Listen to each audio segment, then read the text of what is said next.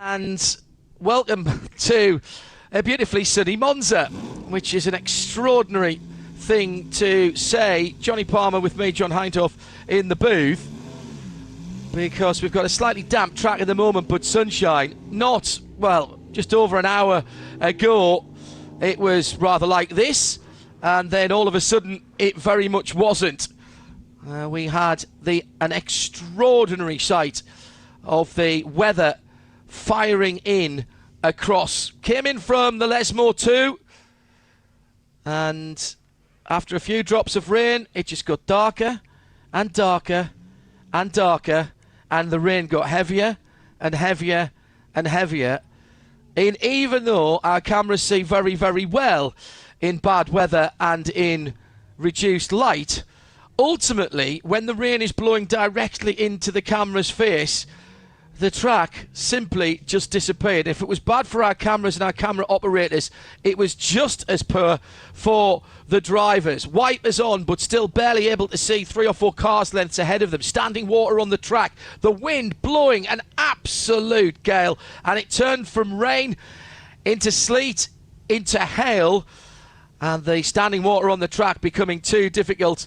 Even a little bit of damage to the local greenery with trees coming down. The 175 High Spessum pulling over next to that to let the marshals know that there was something in the way. I'm not sure if they could even see that, even though they were less than 50 metres down the track. And then we got some of the cars stranded out on the track. And eventually when the rain stopped, we had a rather large puddle underneath the banked track at Monza, and that has required a little bit of cleaning up. JP watching the weather for the first time in terms of what we were seeing from the cameras, as he'd stepped away for a little break when that happened. Now you understand why it had to go red, don't you? I mean, we talked about how this race is possibly lacking because we don't have any nighttime hours. Well, we basically did during that rainstorm, because it could have been 1 or 2 o'clock in the morning. Yep. There was that little amount of visibility, and that was all because of the stark cloud cover, the pummeling rain. And I'm not surprised. If I was High Spessum, I would have stopped underneath the bridge there, just parked it, because any hope of seeing a road in front of you, even to sort of 5 metres, was gone. And the best place is just to park the car to the left and allow the marshals to deal with the situation. Right, all cars are in a single file on the pit lane. There's been a sort of a modified parc fermé situation. All kinds of debris and detritus at the side of the circuit that's been cleared away. Let me tell you about what's been happening down in the pits, with trees down around the area, uprooted from around the side of the circuit. Such was the strength of the gale that blew through. So modified parc fermé, and I say that because in theory there wasn't much you could do to the car. Clearly you could change the tyres, so we're not going to have to require people to start on the Hankook wet weather tyres. You were allowed to make any repairs to the car or deal with anything that the wet weather had caused, so, you know, footwells full of water, that kind of things, wiping the inside of the windscreen. However, originally we thought there could be a driver change. I've just heard from race control, no driver change, and the stint time will continue from when the red flag came out, which I think I said earlier on was from, did I say 15:34? Johnny, was that about right? Something like that? That time rings a bell. 15:34:51 to be absolutely pedantic. Very good. So the stint times will continue from that point and continue until that driver gets out. Remember, a 2-hour maximum in a stint, taking out any time that's been spent in the pit lane. It's so hot now, there's even a bit of a heat haze underneath the bridge, and everybody's back in shorts and T-shirts. Quite remarkable, the transformation in the last couple of hours. So we're getting on towards about 4 minutes before we expect the safety car to go. What we should see then is the GT cars ahead behind the safety car. I'd expect 1, possibly 2, I think probably 2 formation stroke warm-up laps, and the restart we are hearing is single file, which I think, given the state of the track offline, is probably just as well, JP, because there will be quite a lot of all kinds of flora, at least, hopefully no fauna, on the side of the circuit. So I think it's probably just as well as... Oh, I can hear engines firing. Fantastic news. As the cars are rolling out of the pit lane behind the Jaguar safety car. Very unusual to see this in Creventic 24H series, as somebody rightly said on the Twitter during the break. I'm not sure I quite like this 24, the Chris Creventic Hankook 24H2O series. There's been rather too much of that this year. That was Ian McCarthy. So we have got cars rolling. That's a great sight in the sunshine. And welcome along to those of you on RS3 who've been listening to the Nürburgring Langstrecke series. Thanks to Bruce Jones and to Peter Snowden for their excellent work in one of two events this weekend. You've rejoined us at an absolutely perfect time, because the cars have just started rolling out of the pit lane after a 1 hour and 50-minute delay under red flags for extreme weather. Trees uprooted, a small lake forming underneath the banked section where the track goes across the current Grand Prix circuit between the second Lesmo and the Variante Ascari. But the good news is the sun is out. There's one or two damp patches on the circuit, and there are a line of cars behind the dark red Jaguar safety car. Johnny Palmer and John Hindhaugh watching this. Now, what we haven't got is got them lined up in the order that they are on the timing screen, so it must have been the order at which the red flag was thrown out on the track, because there's all kinds of jumbled up machinery.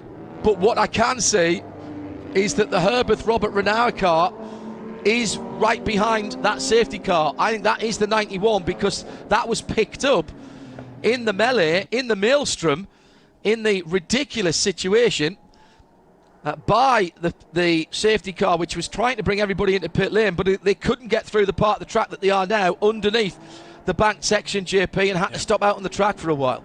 Yeah, well, what they haven't done is unwound the field, which you do get in the States, of course, but that doesn't happen here in Europe, generally speaking, and certainly not in Creventic. So they'll stay in the same order as they finished. It's basically pick up the leader and everybody else behind. You retain that order regardless of how many laps they may be down to the overall leader and their class leaders respectively. So it'll take a bit of a time just to work out where Alfred Renauer is on the track in comparison to Robert. He's second position, Alfred Renauer, in car 92. Stefan Gurig is third, and then it's Giorgio Sernagiotto, who stayed on board, as you must do, your car at the MP Racing Mercedes. That car running round in fourth position, with the KTM, the GTX Concept, tagging on to the back after what had been a very lengthy pit stop.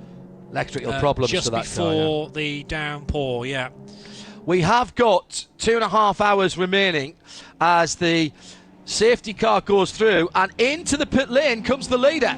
Robert Renauer heads in. Now, I don't think he will need fuel. Well, I say that, I don't know, but I wouldn't have thought he would need fuel. Oh, he's stopping for fuel. This is going to throw all my calculations out. I didn't realise the pit lane would be open. Now, does this count as half fuel only because we're neutralised, or can they take a full? It's an extension of the Code 60, really, isn't it? I know it's a safety car, but it is still a caution period. Yeah. And I think full fuel is reserved entirely to green flag out on track. So the way I read around the regulations, I don't know this for a fact in black and white, but the way I would read around it is that you can only take on board half fuel. I think they'd be sensible to do that, because the safety car is going to stay out for this lap, possibly another one as well. So they might even have a chance to go out again, another lap, and back in to get the other half. Well, they were only in 10 laps ago. It's a long time ago, but Daniel Alleman handed over after a sensible 27-lap stint to Robert Renard, who did 8 laps before the rain came, and then came in to do a tyre stop, and then has come back in again. And they're getting quite a lot of fuel there. They are. They're getting quite a lot of fuel. So maybe... well, of course, when they came in at the end of Daniel Alleman's stint, that was in code 60. So they will have only been able to get the half. See, I've got to think back 2 hours at this point. More than 2 hours. Lots has happened since then. I got soaked. Stepped outside of the booth. That's all it took. 10 minutes. Got absolutely soaked to the skin. Drenched it was. Yeah, I was. So I think then that if the 92 doesn't come in with Robert Renard behind the wheel, yeah, they're definitely getting a half a tank at the very least, aren't they? So the 92 is in the safety car line and is now on the same lap as the leader. 1 lap further back is Stefan Gurig, who's behind the wheel of the 93. It is 91, 92, 93 on the timing screen at the moment. The 91 is the Herbert Porsche in the pit lane. Also, I think in and out there was the red Camel Jordan.NL Luke Breukers. That car was second, now third in TCR. But again, has a full tank of fuel. There are 2 bright yellow Cupras, so don't get too confused. Safety car boards are still out. I didn't see if the Jaguar still had its amber lights flashing there, JP. Obviously not, because we are racing. We have restarted. Off we go. And that action is fast and furious. So Alfred Renauer then coming through. And came through 22 seconds behind the leader. So what's happened here, of course, is that Robert Renauer, who's just coming out of the pits, is going to have clear track now. Yeah. So it's slapped on it. He shouldn't have needed a new set of tyres, because you were allowed to change from the wet tyres onto the dry tyres. So that was purely a fuel stop. That looked like a long fuel stop to me. So next time by, I reckon Alfred Renauer will be scored as the leader, and the 92 car is back at the front, JP. It was a 3-minute and 14-second stop for Robert Renauer, so that certainly doesn't give me an indication that he'd only filled up with half the amount of fuel. And I'm sure discussions were had down on the grid, the dummy grid, prior to us getting the cars back up to running behind the safety car, about whether you could take on board full fuel. As we said, there's not really been a regulation set written for this scenario, so they're going to have to write it very, very quickly. And I'm sure, normally Herbert are bang on the money, so they will have checked, are we legal and okay to do this and fill the car full of fuel. They've sent it back out again. One thing I can tell you though, parts of the track offering absolutely no grip whatsoever. Look at all the leaves in the cooling ducts. But if most of these cars, I'm sure they are on slicks, you've got to be careful when you're offline, because there are bits of standing water, particularly underneath the bridge on the approach to Ascari, that can very easily catch you out. Now, before we went off the air, we were talking about an overtake during code 60 for the number 122. And that got that car a 60 1 minute time penalty. That has now been served.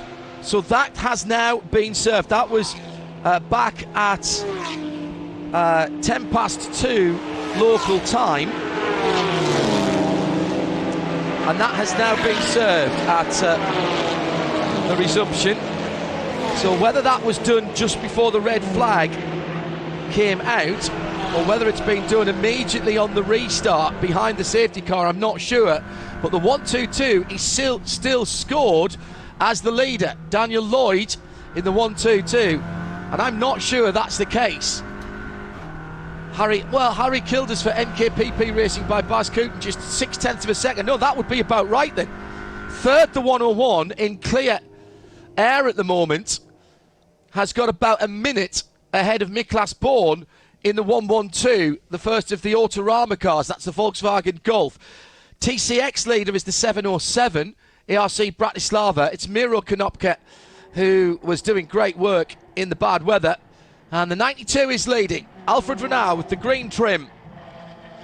Even a little bit of green on the windscreen wiper, which is nice to be able to spot coming into Ascari and out of it from the Porsche RS down the long back straight. Porsche R rather, GT3R. So I reckon we've got a proper race in TCR now, JP. Daniel Lloyd, Harry Hilders and Luke Breukers separated by a minute, and the top two by 0.6 of a second. Very close indeed at the start of this lap, wasn't it, between Lloyd and Hilders as you make the points. And yeah, great to have a third car in contention. They're working lap 198 right now, whereas 18 laps further up the road is the GT Series leader. But we've got TCE Series cars as high up the combined running order as 8th position now. Testament to the pace that the Brutal Fish Honda, the NKPP Cupra and the Red Camel Cupra TCR are showing. WEC Motorsport in that blue BMW. It's Jason Cox, who stayed on dry weather tyres for a very long time out there. He's leading the TCX, that's the invitation class if you like, within the touring car part of the race in the number 339, that light blue E46. And he's still got 4 laps on Luigi Stanco for Autorama. And then the Nordschleifer Racing car is another 9 laps, no, check that, 11 laps further back. And that stoppage actually really helped them because they know they don't have the pace. They're in that position purely by consistency and reliability in that E46 when the other 2 cars in the class have had their dramas. And I was thinking we might have a grandstand finish there. I'm absolutely certain we will now with under 2 hours and 24 minutes to go. What it's done, I suppose, if you're back in the BMW, is that it's taken a bit of opportunity from the race away from their competitors. Correct. All of a sudden, they've got 2 fewer hours to be able to try and catch that E46. So, it'll all condense yet further in the remaining 2 hours and 20 minutes. But a real downside for those chasing. Like had the 2 211 hours there. gone now. Yeah, like the 211. Coming through the Lesmores in sunshine now. I mean, the contrast between the weather conditions an hour and a half ago and what they are now could not be starker. There's still 1 or 2 bits of standing water, particularly at the edge of the track, and I'm not surprised. I would think we had a couple of inches of rain in no time at all. And what we're going to certainly see when next the cars come into the pitch, JP, are the teams giving all of the grills a good brush out because there's been so many leaves blown out. I mean, it's the height of summer. It's not like it was autumn. My God, can you imagine what it would have been like if it had been autumn? We would have been brushing them up still. I mean, trees might have had down in that period of time as well, and there'd been a bit more rain maybe in the lead up to this weekend. But the ground was, well, after some decent days of weather, reasonably dry. Although it's been a strange year, certainly in the UK, with a very, very warm April and May, and then June and July have been, to some degree, a bit of a washout. So a topsy-turvy year for just that reason alone, not to mention all the other stuff that's been going on. The 1-2-2 now down to 2nd place in the TCE Series, so that suggests Harry Hilders has got by. Yes, that's confirmed on my screen for the NKPP Racing by Baz Coot and Cupra. We said they were 0.6 of a second apart last time we checked. Hilders now in front. That's because Daniel Lloyd is on an outlap. He's just done a stop in the 1-2-2. And that pit stop only took, get the right line, 50 seconds. So that was a set of tyres? I was going to say a splash of fuel, but why would you just splash it like No, that? Maybe exactly. it was a set of tyre, maybe it was a slow puncture. But a very quick pit stop indeed, less than a minute, and then they sent it again. Well, Pepe Oriola did 28 laps before the deluge. Dan Lloyd jumped in and did... What did he do? 4 laps. So he's only done 4 laps on whatever fuel he had. So I'm guessing that was a puncture or some issue with the set of tyres that was on there, and they're banned on 1 or more new Hankooks. But that has taken him out of the lead in TCE and TCR. So now leading NKPP. Daniel Lloyd's got out in front of Autorama, and Red Camel still in 4th position, just another minute further back. So the top 4 are there or thereabouts, aren't they? Blistering pace being offered by the race leader Alfred Renauer. He's just done that car's best lap of the day, and he's even quicker at the start of the next lap. Interesting message just appeared at the top of our timing screen to suggest the number of laps are going to be checked for each of the cars and possibly revised as well. So maybe there's some confusion coming out of the green flag prior to the rain into the red flag, and then how many laps everybody was up to at the restart. Well, there were still people trying to circulate and find the safety car as it was so bad. I'm surprised anybody could see anything. There's no way you could have seen flag signals at the side of the track. It would have only been the lights, and there is a light system here, of course, with it being a Formula 1 circuit, but even so, very difficult conditions, and I would not be surprised if somebody had gone round one more time than they were supposed to be honest, JP. And I don't think anybody did that maliciously.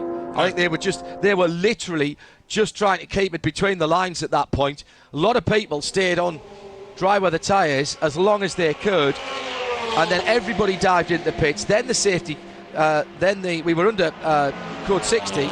Then we got the message that the safety car was going to come out, pick up the leader, and bring it under controlled circumstances back to Parc Fermé. But before that could be achieved, the safety car had to stop on track because there was so much water under the banking, under the dip in the banking. No way through. Yeah.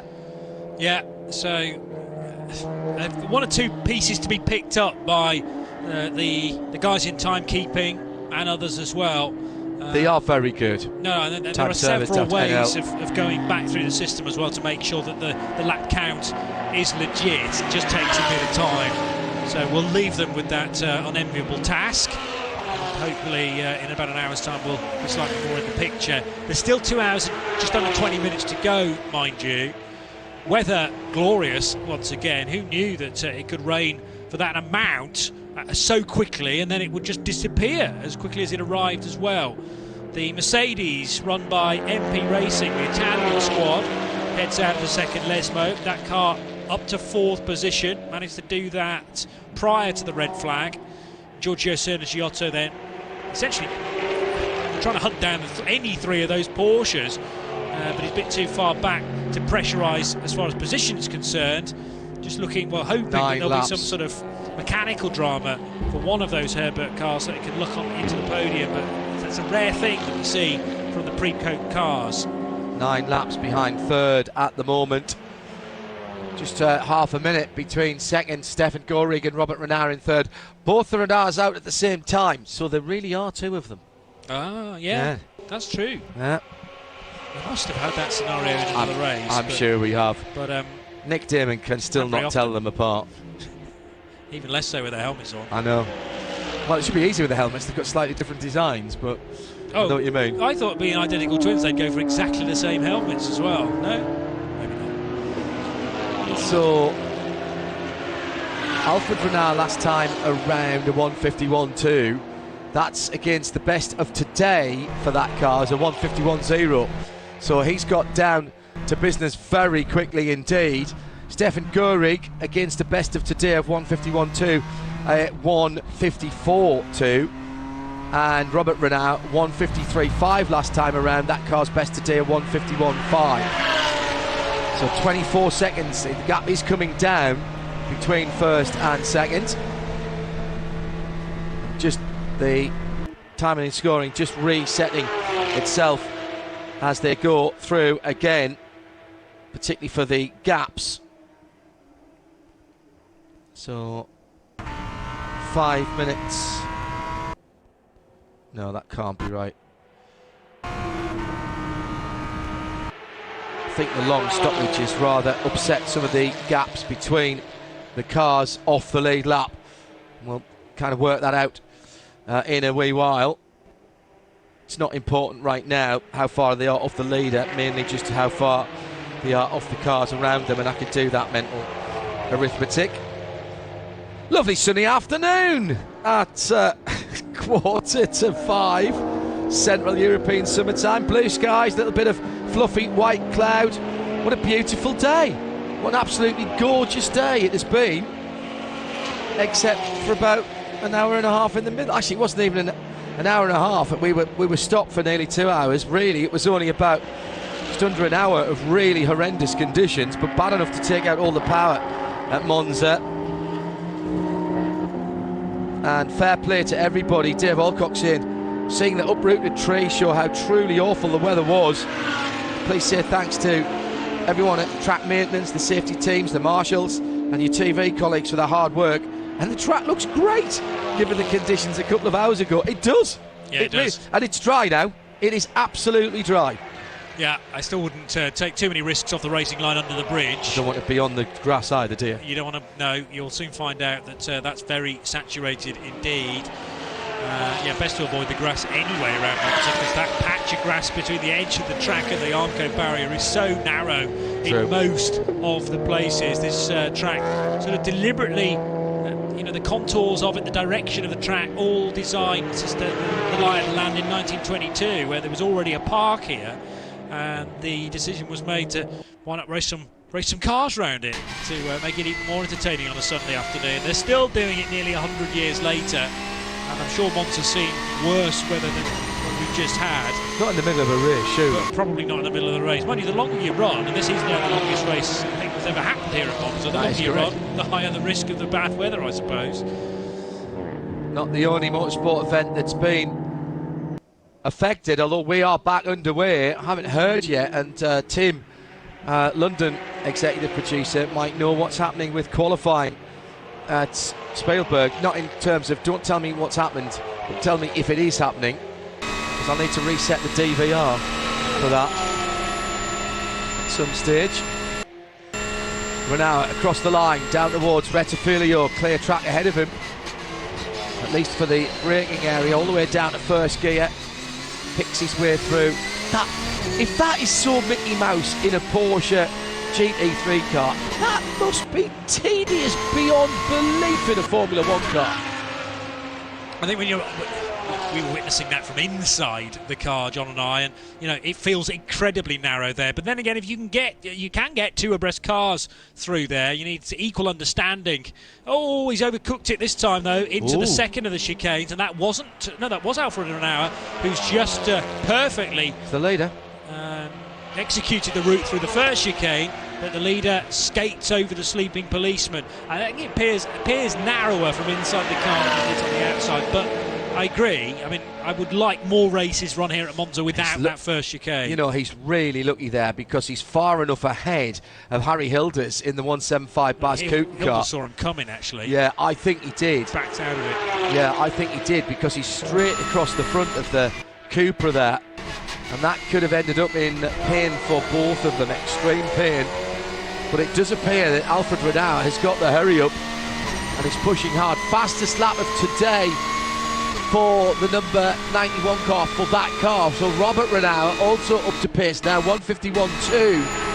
That was a full second ahead of his twin brother at the front of the field, as he's trying to chase down the third Herbert car, the 93 car, in second. 92, 93, 91 at the moment at the front of the field. One of the two speed lover Porsches. This is the 978, class leader. Yeah. And Gavin Pickering in the 978 machine. British driver, Belgian team, and thank you to Speed Lover for basically providing the whole of the field in the 991 division. Yeah, you know what? That is a very good point. A lot of people will be complaining about a lack of cars in some of the classes, but instead of complaining, celebrate the people who were there, particularly in the current conditions, JP. It's still a Schlett from Belgium. I can't remember which end of Belgium they come from, Speed Level, but nevertheless, it's again the thick end of 1,000 kilometres, maybe 800 k's to get to Monza. Involves driving, through different countries and making sure you've got all your ducks in line as far as the restrictions are concerned. And you've got to get the team personnel there safely, observing social distancing, and also make sure that everybody can work safely whilst on site too. And the nice thing about the Porsche Cup cars is that they don't always have to battle amongst themselves. A lot of these cars are so fast down the straights, as we've said before about Cup cars, whether they be Porsches, Lamborghini, Super Trofeos, and other machines as well that are designed to be in one-make championships rather than in mixed GT3 races. These cars are so quick down the straights and also offer great fuel economy. So when we get to the pit stop phase, early on in the race, it's not a rare thing to see a Porsche somewhere in amongst the top 6 by that point. And you know what, the Gavin Pickering car only got one more place to find to actually wedge its way into the GT3s. The GTX Lamborghini is doing even better than that. The ARC Bratislava offering of Miro Konopka, who's racing with his son for the first time in Creventic circles, and Mato Konopka very early on in his racing career indeed. Let's hope he can continue to fly the ARC flag when Miro decides to hang up the racing boots, but we're a long way away from that point. So down the back straight towards the Parabolica goes the former race leading 91 Porsche. That car now in third in the hands once again of Robert Renauer. We're expecting quite a lot of man hours being to put in by Robert Renauer today, and he'll finish this stint. Maybe there'll be room for either a Ralph Bone or a Daniel Alleman stint, and then Robert Renauer will get back in probably for the final hour or more to take it to the flag. And that's the one thing that we can't tell you quite yet. It's looking very good, this race result for Herbert, but who knows which order they'll finish in, because there's only 18 seconds between Stefan Gehrig and Robert Renauer, and Robert's pedalling far quicker than his German compatriot, who's a little bit further up the road. Half a sector separates those two cars. Roughly speaking, and I mean roughly speaking, those 3 Herbert cars have been in the pits at the same time. Renauer 12 laps ago, Stefan Gehrig 12 laps ago, although he pitted a lap before Renauer, on the lap before Renauer, and 1, 2, 3 laps later Robert Renauer pitted, and so he's 9 laps into his stint.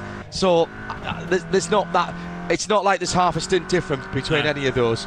So really speaking, they're pretty well equally matched. See how hard it's been really on the windscreen strip of the 101 has peeled off because they've had the windscreen wiper running so much, and the heavy rain has got underneath that and torn it off on the passenger side, the right hand side as it is on that Cupra. Extraordinary stuff. I'm going to stop saying I've seen it all now this year. This is just taking it to a completely different level, isn't it? I mean, you might get one of these types of races every 4 or 5 years, maybe. I don't think I've had two in the same championship. And then you look further afield to Formula One, to other parts of motorsport, including Formula One, enjoying their only second race weekend of the year, and they've been really punished by the weather on day 2. Qualifying is happening in Styria at the moment. Okay, but it has been picked up by the one DVR. practice session, haven't they, because of the awful downpour earlier on today. Where do we go next? Well, JP, let's not forget, at the early part of the season, our first, the traditional first big multi-class endurance race of the year is the Dubai 24 Hour. And we had so much rain there that you couldn't get back across the track because there was about 1.5 foot of water on the track, and the tunnel that you normally take to get over the other side, you'd have had to be Jacques Cousteau with an aqualung to get through. Yeah. But there's also that, what was tempting to me is the grandstand's about 10 stories high, and I thought, I don't know how bad this rain's going to get, so I chose the height. We'll ask questions about the high ground. Ask questions about how I get down from there and back to you guys afterwards when the rain we came and rescued you. We've forced our way through another tunnel and with some abseiling ropes. Managed to get round to the other side and come and pick you up. A Chevy, whatever it was, little SUV. The funny thing was, the deepest water wasn't in the tunnel; it was in the access road coming over to you. Yeah. The access road just wasn't there. Yeah. And I had to drive with a couple of wheels up on the side of the road to be able to keep the car out of enough water. Well, that part of the world not used to any rain, let alone that much rain. So drains tend to be few and far between, really, in the Dubai Autodrome. And when they are filled with that amount of water. The problem is you then get an awful lot of silt and just grime, which sadly fills those drains up, and they just do nothing. And, I mean, the pit lane became a river. How the run down into Ascari was here at Monza, as in, you know, even in shorts, you're going to be soaked to the waist because of the amount of water that's in that. It was over knee height, wasn't it? It was getting up the way, as you said, to waist. I mean, obviously it depends how tall you are, but it still was pretty deep. And in fairness to Dubai, and I did see some rather ill-advised comments earlier on this year. There's not a drainage system in the world that could have coped with the amount of water that fell in the relatively short amount of time, in the space of 3 or 4 hours. That there's not a drainage system in the world. We've seen it road Atlanta down through the years. We've just seen it here this afternoon in the space of 45 minutes. And the track, literally from a few drops of rain, 45 minutes later, you couldn't have ridden a bicycle around it, never mind driven a car. Yeah. I mean, it was more suited to a jet ski. And similarly at parts of the track in Dubai. I'll tell you how bad it was at Dubai, that both of the international airports were closed at Dubai. And under, again, 18 inches, 2 feet of water. I saw a great picture of 2 guys with a Nissan Navara pickup truck, or a set of guys with a Nissan Navara pickup truck on the apron at Dubai International Airport. And the caption could well have been, I know there's a plug hole here somewhere, I just can't find it. Because it looked exactly like he was just leaning down looking to try and pull something out and drain it away. No, I think drainage systems at any racetrack are designed for a reasonable amount of rainfall, and you know, we've far surpassed that today. And Dubai, well, took it up to an even greater level. But it was also the lack of light here at Monza. You know, you've gone from glorious, cloudy-ish morning into early afternoon, and then just the heavens opened, but also the darkness was equivalent to it being nighttime. Yeah, it was absolutely right. The only other time I've seen that in that short space of time, that visibility and the light changes so much, was when I was out in Kuwait during the second Gulf War, and you would get a sandstorm blowing up, and within 20 minutes, half an hour, you wouldn't be able to see the other side of the street, and it would be so dark in the middle of the afternoon, the street lights would come on. Yeah. And that's exactly what that put me in mind of when I was looking at the pictures that 0221 were sending us.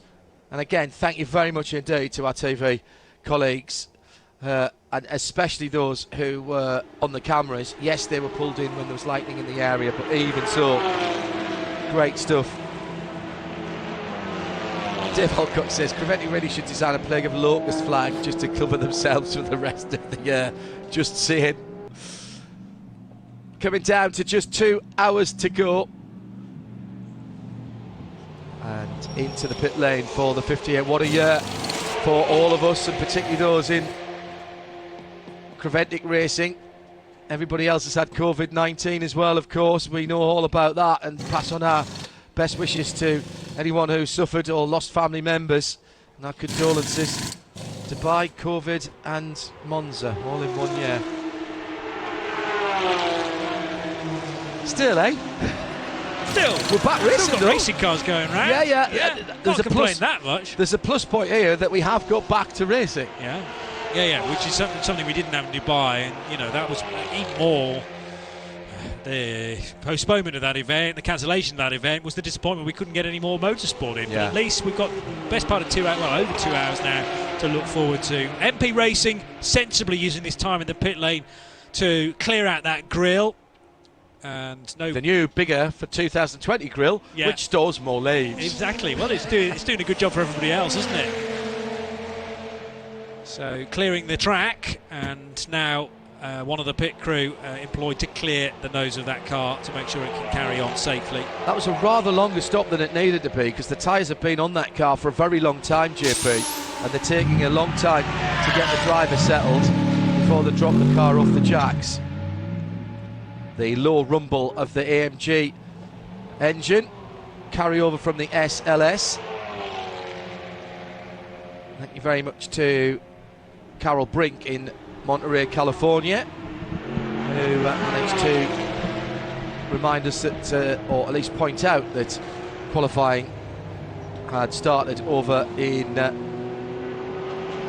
the Red Bull Ring, and thus enabled a quick reprogram of the DVR. Oh, good. Yeah, very good. That can be carried out, is it? Excellent. Yeah. That's our evening viewing sorted. Lovely. I like it. Yeah. Look at the mess in the front of the 703. Oh, that's not working on radio, I know. But let me tell you, there's a lot of mess in front of the 703.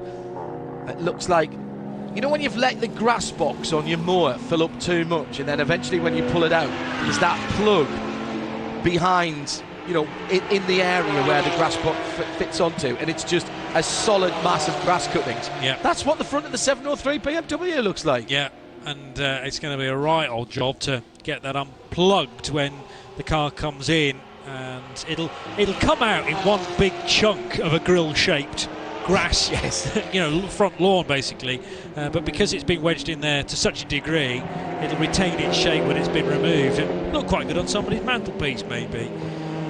Exactly. You get your ears syringed and you get that big plug of wax come out, isn't it? That'll be very satisfying. There's a lovely image. Thank you.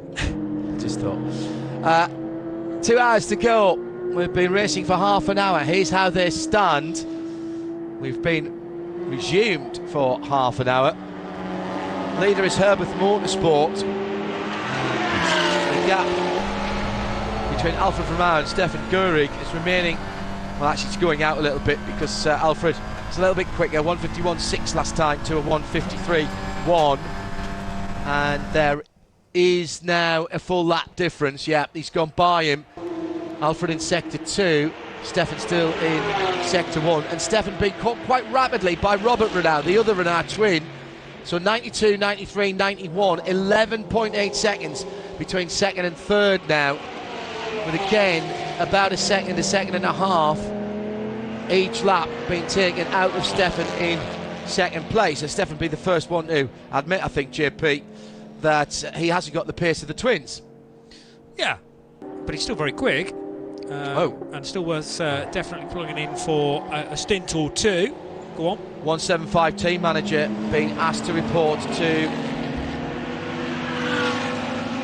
race control. A couple of new penalties for the number 978. That's one of the Speed Lover cars, the leading Speed Lover Cup car. 10-second penalty for overtaking the car whilst going off the track, issued but not served. Also overtaking another car before crossing the start line on the restart, the 226.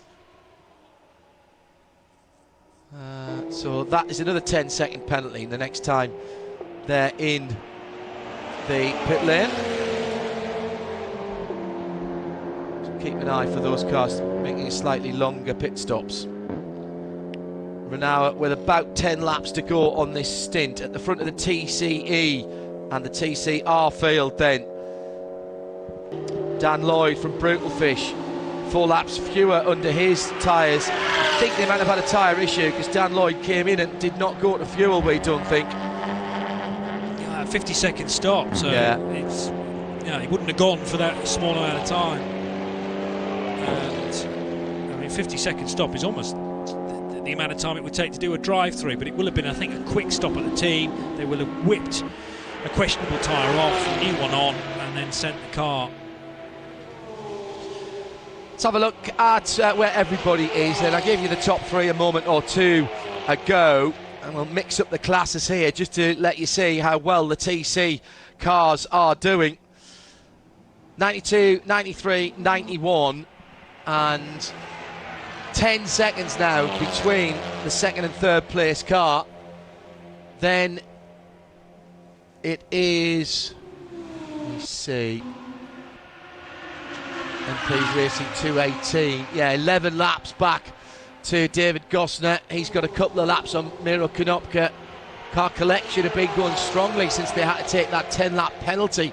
And actually, they've not, I don't think they've dropped that much further back since that. Certainly from the cars around them. Speed Lover 978 with a penalty of 10 seconds hanging over for overtaking before the start line on the restart. Gav Pickering is in 7th position.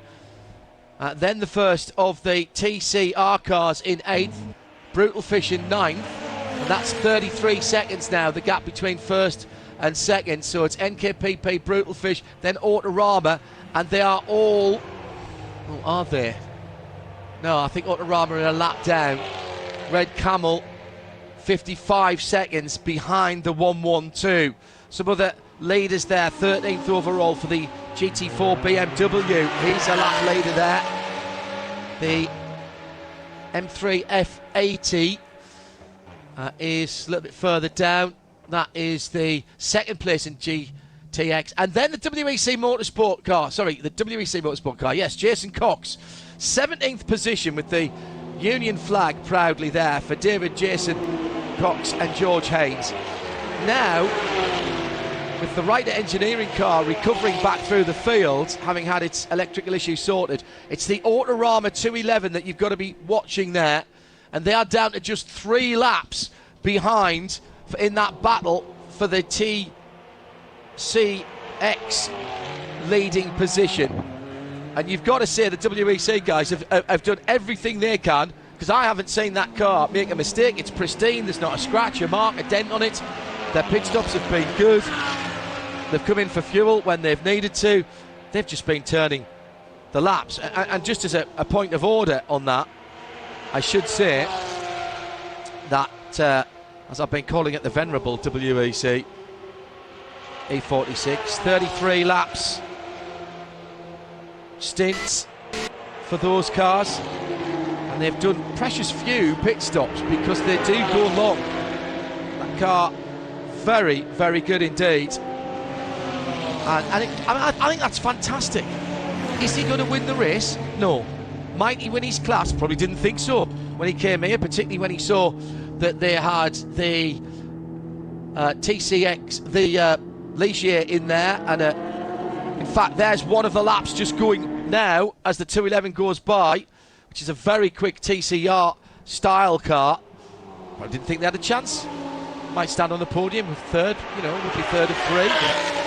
But they've got out there, absolute spirit of endurance. Hashtag this is endurance. That's what they're out there doing, enjoying themselves. Yeah, and the 3 of them, no stranger to Creventic. They don't tend to do every single race through the season. Yeah, I mean, we have seen them at Dubai in the past in an A3T car. That was 2015, where they really did concentrate on pretty much a full season in their Seat Leon Super Copa. But have since gone back to the BMW, which they've been competing in for a number of seasons now. But this is their first action, at least with Creventic, of 2020. Right. I mean, admittedly, there's been slim pickings in terms of races available, really. But what does tally is that they did Mugello last year, so this is the equivalent race. We lost Mugello, but we did gain Monza. Actually, they did Portimao, the 24 hours of Portimao the previous year. It's almost like they look at the calendar, try and pick one race as a bare minimum, and really focus on that and get a good result. Simon Hoff tweets at RSL_student. Simon, thank you for this. Normally I wouldn't read stuff like this out, but it's made me laugh. He says, thank you for your kind words, I should say, to start with. Not only have we had a mixed race, but also mixed radio. And I thought, hello, it's coming ahead. Great commentary as normal, but also an episode of Morse, when you were tracking down the Channel 7 sticker on the Herbert car. That took a bit of time. Yeah, car SOS, various types, extreme weather, and Gardener's World. Never need to change the channel for variety. Well, we had a bit of Nürburgring as well in the break. Thanks we're to both massive radio geeks. We're the first to admit that. Oh, so, absolutely. Through a process of osmosis, some of that's going to creep through into our commentary. All sorts of different radio you listen to. Yeah, I like that. Thank you, Simon Hoff. Very good. Inside the last 2 hours then. Great to see the KTM running again. Just about to scroll through. Lost a huge amount of laps. But good to see it going again. And the Ryder Engineering car. Here's Laura Kramer, who is in the car. 154 last time around against a best of 152. So that's a couple of seconds off, but great to see. This car still very much in development, still a prototype in its development terms, although a car that KTM are evaluating for potential GT2, the new category of GT2, getting off 600 horsepower from an inline 5-cylinder engine of 4 rings. origins. So turbocharged, of course. When you hear it go by, and we had it running some laps at Barcelona last year, it does make you sit up and listen, because it takes me straight back to Dolby Forest in the late 80s and early 90s with the UR Quattros going around there, both in international and regional competition. There was a guy called Darryl Weidner who had a blue and white, I think he had the first privateer Audi Quattro. Clear Light Windows was his company name, and you could hear them coming a mile off. In the dark you could hear them and see them, because they had that big lamp pod. They were, first started off with 3 lights right at the front of the Quattro, and then they went up to the lamp pod on the top, and you could always tell, see and hear when they were coming. And that little KTM has exactly the same slightly offbeat rumble and roar. I got a 3-cylinder Triumph motorcycle, which isn't quite the same, but still has that offbeat because it's an odd number of cylinders. Yeah. You hear a twin or a 4 straight 6 is one of my favourite sounds. Flat 6, obviously, being a Porsche fan, or Subaru with a flat 4. They all have slightly different cadences, don't they? And the inline 5 is a particular one. Ford did an inline 5 for a while in the RS Focus. That was another lovely thing. Good car to run around in. True. Write that down. I can see me disappearing down the internet rabbit hole tomorrow if I've got an hour or so. RS Focus Mark 1, haven't gone bonkers in numbers yet, in value. Second place really livening up now, with Robert Renaud on a right old tear, trying to reel in Stefan Gurig, his teammate at Herbert Motorsport. But Renaud is generally quicker than Gurig, who's under some pressure. I don't think he's going to necessarily hold Renaud back when he does go for a move. Still 3.3 seconds to find, though, from the third place car, number 91. You get most of that in the next lap, I would think. Yeah. Yeah, agreed. And then another 12 laps back is David Gosner, who took charge of the MP Racing Mercedes during the last stop. Gosner only been in there for 12.5 minutes when they actually did a 5-minute stop for that MP Racing Mercedes, which is a touch long. Not sure whether there was a problem there. I don't think that car's happy. No. Because we had, where was the restart? No, maybe Giorgio Giotto only did 13 laps and then jumped out. He'd done a couple of laps before that. That was the restart. That must have been the restart there. So he was in the middle of a stint. So yeah, you're right. He hasn't done what you might expect. How's the battle in TCR going? Brutal Fish, 25 seconds behind NKPP Racing, and again 2 seconds taken out of that. Daniel Lloyd is charging in the KCMG coloured FK7 TCR, help from JAS. I was musing about JAS when you weren't here, and I thought I kind of needed you, JP, because I know they've been involved with Honda for a bazillion years, going back actually to 1998, but I have a slight suspicion, and I may be wrong at this, that they had a couple of years with Alfa Romeo before that, before they got inextricably linked with the Japanese manufacturer. Yeah. I know they've done. I know that they've done a huge amount of work down through the years, and the JAS, the initials of the surnames of the 3 founders. But I had a suspicion that in the mid 90s, maybe 94, 95. That's how they started, actually. Yeah. With Alpha. Yeah. I think I had a model of one of their cars. And when was that? 94, 95? They were founded in 95. Right. Then in 1996, they were the works team Alfa Romeo for the ITC, International Touring. There you go. Championship. Yeah. Touring Cup. The 4 was that be the forerunner of the DTM. Yeah, because the following year, the modular cars, the German Touring Car Championship (brackets STW). Well, that was the more sort of touring car based cars rather than the modular monsters. That was with Alpha, and then by '98 that was the first year with the Honda. I knew Honda was before 2000. So I wonder which Alpha they were running then. I'd imagine it was the 1.5. No, it's too early for the 1.56. It would have been the 1.55 if it was. I think I had that model. I think I had a JAS model of an Alpha 155 from 96. Did you say that was? Yeah, the International Touring Car Championship ITR. of 1996, and ITC. the Alphas. Johnny. Well, in Martini. Yes. Let's have a butchers. One, in fact. Yeah. And fabulous. If that's the car in question, because there may have been a few Alphas actually as part of the championship, but let's see if we with the JAS. JAS Motorsport, with various sponsors, including one or two alcoholic beverages as well, as you tended to find in the international and German touring car championships of that sort of year. They had Stefano Modena, they had Gabriele Tarquini. It was Tarquini, Michael I think. Bartels. I think I had Tarquini's car as a model. Yeah. Back in those days, they were great looking cars, just like out of this world compared to anything you'd seen. Right in the middle of the Super Touring era as well, wasn't it, of course? So that's good knowledge about JAS. First couple of years, very much Alfa Romeo, and then Honda beyond that. I was, the rain hadn't quite started, but I was already getting into the area where I felt I should be adding something. Speed Lover in, the 979 car, Eric Muez. Engine cover up to keep the cool air going around. And hello to Rob Chalmers, who says, wasn't that Mark II Focus 5-cylinder actually Volvo derived? Yes, it was.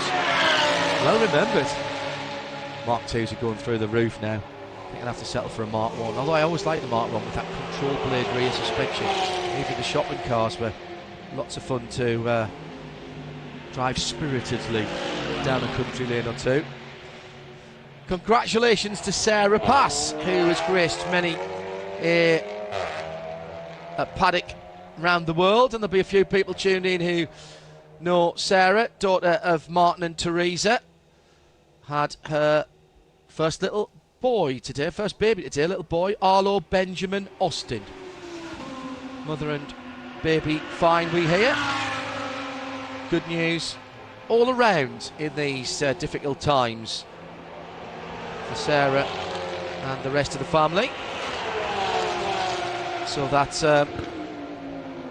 Grandpa Martin, as he shall now be called. Yeah, Grandpa Martin. This day henceforward. Grandpa MP.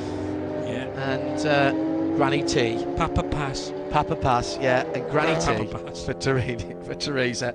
She's going to kill me for that the next time I say her. Teresa will be as proud as punch. Congrats. Best wishes to all involved. Oh, Phil Kinch. Yes. He's got the Jägermeister one up there as well. There you go. That's what I was suggesting. Yeah, bright orange, the Bosch car as well. The Bosch one and the Jägermeister one, yeah. Then there was the Alfa Romeo with the sort of stylised shield on the side. I remember that one as well. Loved the Martini one.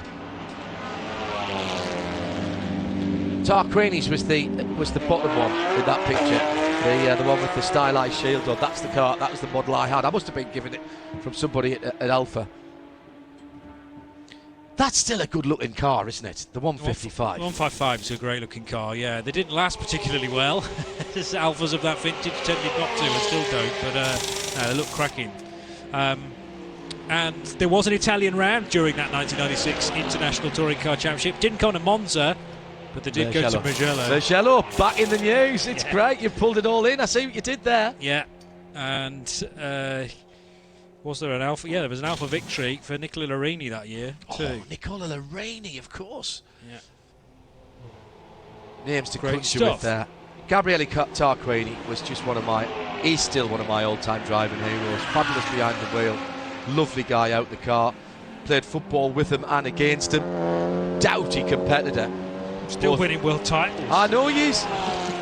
When he was in British Touring Cars, we had a press versus drivers game at Easter Road in Edinburgh. I played against him there. Played with him a couple of times as well, including I think he was playing at Sixfields at Northampton when we had a football match down there for charity. Played against him in the US, playing soccer, football, in a drivers versus press game prior to, in the week of Petit Le Mans. 1 year. Right. He's out there. Yeah, great fella. Always a smile on his face. Such a funny man. Him and Pirro. Manuel Pirro. Similar sort of character. Yes. Larger than life. Ah, ciao. Big hugs every time you saw them. And super behind the wheel of a car. This is the sort of racing that Tarquini would love, actually, in anything here. Yeah. Because he loves racing just for racing. Yes. And, you know, I'm sure, you know, it's his job, he does it, he gets paid, he's a works driver. But quite often when I've done races with drivers, pro drivers, that they've either been involved with or I've driven with, in what people might call, you know, less serious racing, less serious for them, not for everybody else who's in the race. They keep coming back to me and saying, "This is why I got involved. Yeah. This is why I Well, wanted to race." it's like the Coronels as well, isn't it? Yeah, it's yeah. like other drivers as well that have really reached the heights within their discipline of motorsport. We're talking about touring cars here and to the world level. But it doesn't matter, you know, how high and how successful you are. They were all racers and got into it because it really floated their boat in the early days, and so many drivers are happy to do it at whatever level. I mean, Fernando Alonso back in the news now, obviously with his return to F1, but he was happy to step away from that championship and do all sorts of things as well, away from the kind of obvious typical person on the street who asks about motorsport. Oh, well, that's just Formula One. But no, you've got to drill down much further than that to find some real gems, as we all know. I'm preaching to the converted here, I realise that. The ARC Bratislava Lamborghini is back in. They're going to do a driver change. It's already been fuelled. The number 6 illuminated on the side of that car as its position in the GT series part of the race, but that's also its overall position as well when you combine both grids. Actually got a TCE series class leader not too far away, 4 laps back, but the leading TCE car now as high as 7th position, and only nursing a 12-second lead over Dan Lloyd, so that's not over Harry Hilders versus Daniel Lloyd. Two very different cars there, the Cupra and the Honda Civic, but testament, I think, to quite how good TTR is as a category to have cars that close. I mean, 12 seconds after nearly 11 hours of racing. Another 40 minutes to go before we reach that point, but well over 10 hours of racing, and they're separated by less than 15 seconds. Dominic Bastian in the Speed Lover Porsche, which was taken over from Gavin Pickering last time, is going nicely to lead its class, also on the same lap as the 2 TCE series leaders. What about the other Speed Lover Porsche? Olivier Dons, Belgian, is running in 12th place and 8th position in the GT series as the 91 car of Robert Renauer. Getting safely by Stefan Gureg. I didn't think Stefan would make that particularly difficult for Robert Renauer, but it is now Renauer 1-2, and they're running just about on the same lap. So Alfa Renauer car 92 heading through the Ascari chicane, and sorry, no, there is a lap between them, between the 92 and the 91, but that's fine. Herbert having a very good year with the 92, just an hour and a half away from the potential of back-to-back victories for the European part of the season, and they'll be very chuffed with that, with 3 to go at the end of this. No racing to take place for Creventic in August, but we get things back up and running very quickly in September, over the weekend of the 3rd, 4th and 5th of September. Which was the original weekend for that event. That hasn't changed. And that's, it's become the typical year, part of the year for Barcelona 24 Hours. Imola, a welcome addition once again over the 9th, 10th and 11th of, rather the 8th, 9th and 10th, probably mainly the 9th and the 10th of October for that trip to Imola. And as Zandvoort at the end of the year for the 13th and 14th of November, another split race, and that'll be a 12-hour. So we're going to have 2 24-hour races and 3, sorry, when you factor in Dubai as well, 3 24-hour races and 3 12 hours. Yeah, and the important part of that is Dubai, Barcelona and Zandvoort are for the Championship of the Continents this year, because there is no flyaway to the US for rather obvious reasons, and everything except Dubai is the European Championship. Okay, yes. Well, it's great that they got 5 races for the European Championship, because that's all they planned to do. So to be able to do it without missing a race is testament to the organisation and the flexibility that needed to be weaved into that as well. You know, patience, flexibility, and then commitment from the teams too, because they needed a set number of cars really to run Portimao legitimately, and they got there, and we've got even more cars this weekend at Monza. Yeah, added another half a dozen or so. I think there'll be more again at Barcelona, because that's a huge event. Formerly an all-touring car race, but now jointly promoted between Creventic, the promoters and organisers of the Hankook 24-hour series, and the Royal Automobile Club of Catalonia, RSEC. Alfred Renauer is due into the pits shortly. He's on his 31st lap since that car was last in, after just that 2-lap run, after he took it over from Herring and then restarted. Robert Renauer is a couple of laps back from that. Stefan Gehrig, he's going to go on to his 31st lap when he crosses the line next time around, and Dr. Johannes Kerkhoff in the 34 car sitting in 5th position, he's about to go on to his 31st lap as well if he doesn't peel off into the pit lane. I'm just keeping my eye on the times for Reiter Engineering. They are now only 10 laps behind Ted van Vliet in the BMW M3 F80, second place in the class. Still leading by some margin, the ERC Bratislava 707 highlighter yellow and Paul Smith striped Lamborghini Huracan. 8 seconds Laura took out of Ted last time around. 1:52.282 is that KTM's fastest lap, a 52.7 for Laura. So that car's electrical gremlins seemingly dealt with. Yeah. And there'll be some pleasure taken at that they're doing some fault finding.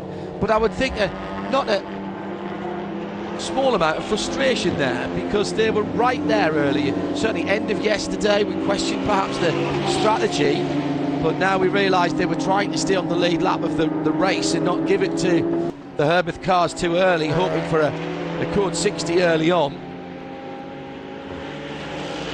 With only four cars on the lead lap, 3 of them being Herbeth, the numbers were rather against them at that time. Yeah, numerically it was a disadvantage. I could sort of see what they were trying to do, but you know, anyone that's watched a handful of Creventic races know that generally Herberts are bang on the money when it comes to strategy. So you only need to have witnessed 1 or 2 of those races and go, right, whatever Herbert do, we will do the same.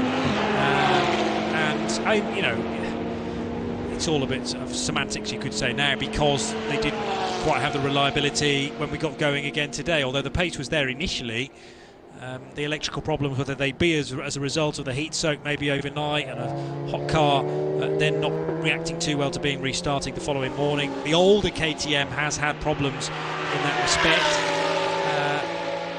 and whether something can be weaved into the design or the preparation of the car to try and avoid that in the future, we'll have to wait and see. It might be that car will just generally go better across a 24-hour period where there isn't the stoppage, but obviously you've still got double the mileage or double the kilometerage to factor in. But massive steps forward from KTM. They grabbed some huge headlines overnight, as did Renault for taking pole position.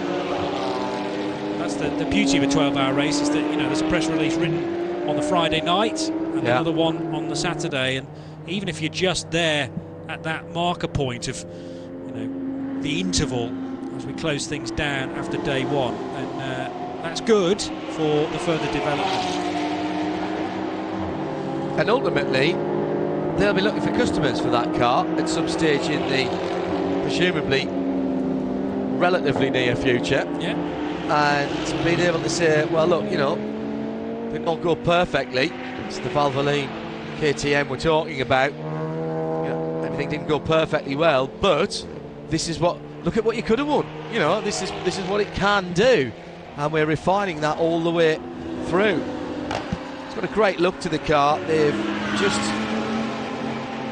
over 2 metres wide, isn't it? It's quite a wide car, quite long between the wheels. It looks actually quite small, but a very stable platform. They've changed the front end of the car a little bit to make it a little bit more aerodynamically efficient, and in doing that, they've changed the headlights from the GT4 version of the car and put LED headlights in it as well, which I also think make it look like it's sort of narrowing its eyes at you and giving you a hard stare. Go on, stare me out. Go on, you can't. I'll not blink. No, good, I like it. And as I say, very much with the GT2 category in mind, which has popped up in the last year or so. Originally only Porsches in there, now we've got an Audi in there too, so a little bit of variety coming in. Spoken to a couple of other manufacturers who've been assessing that, although not having released any plans as yet. But for KTM to go and play with Porsche and Audi with a 600 horsepower version of that little carbon fibre tubbed car, that's pretty impressive. No, definitely so, and you know, looking forward to the future of that particular championship as more and more machines and more manufacturers get involved with it. Just under 90 minutes to go, and it's still Herbert Motorsport, Alfred Renard that leads, but the gap between their second and third place car is under 8 seconds.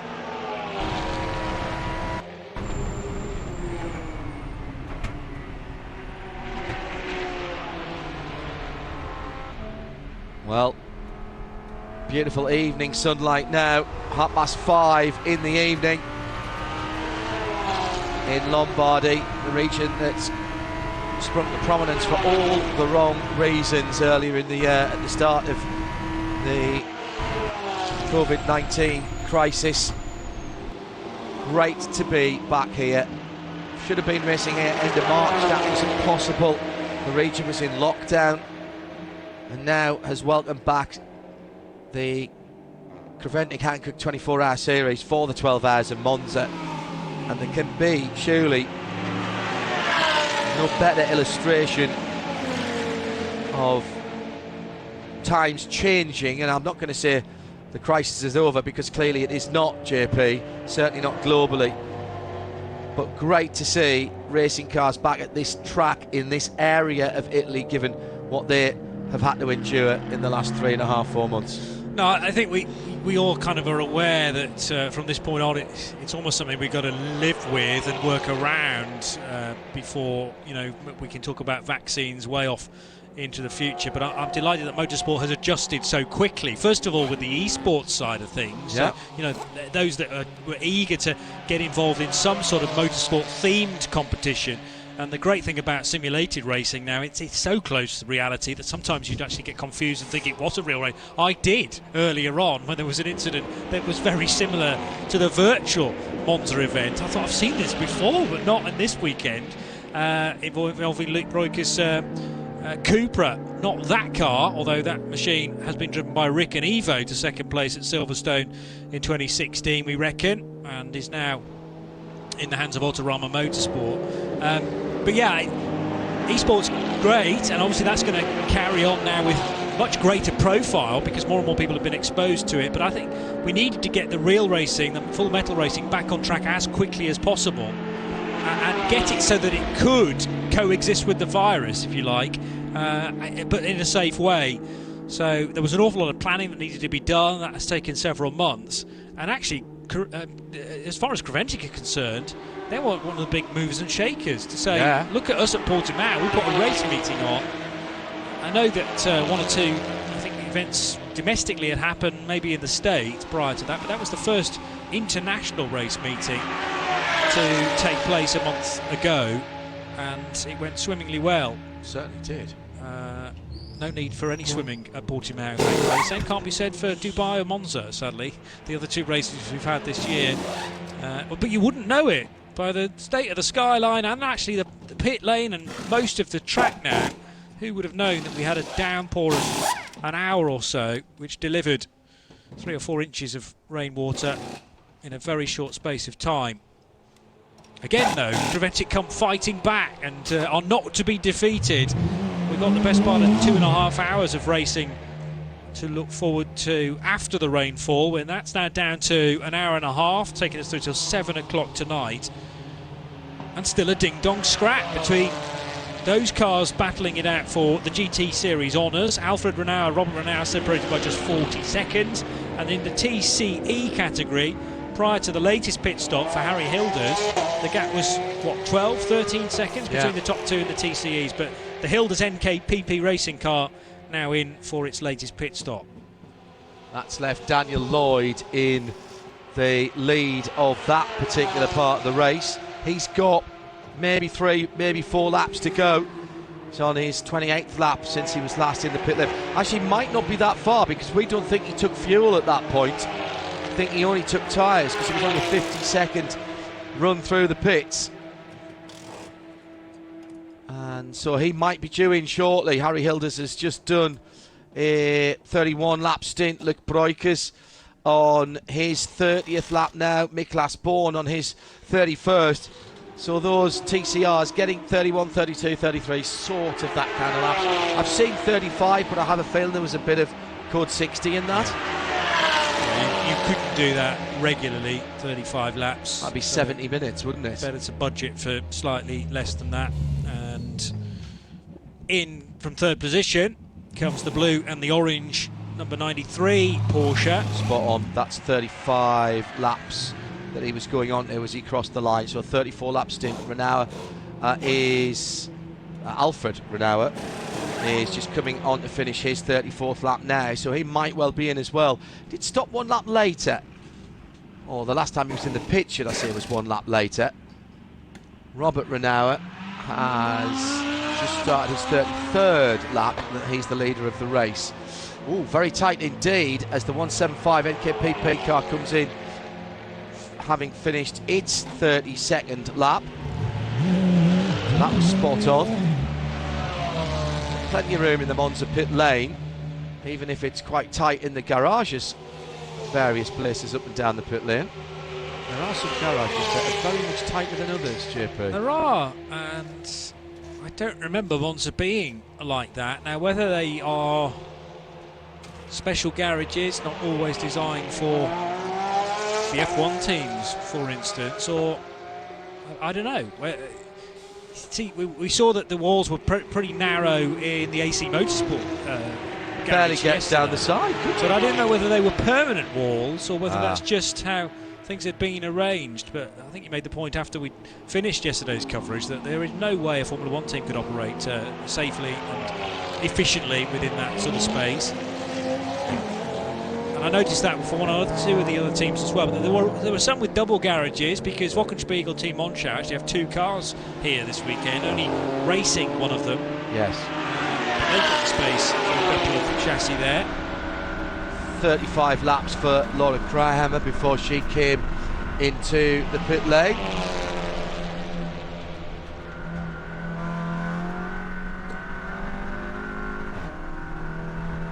Phil Kinch wondering when we might see some Hyundai i30Ns or i30 fastbacks in TCR form.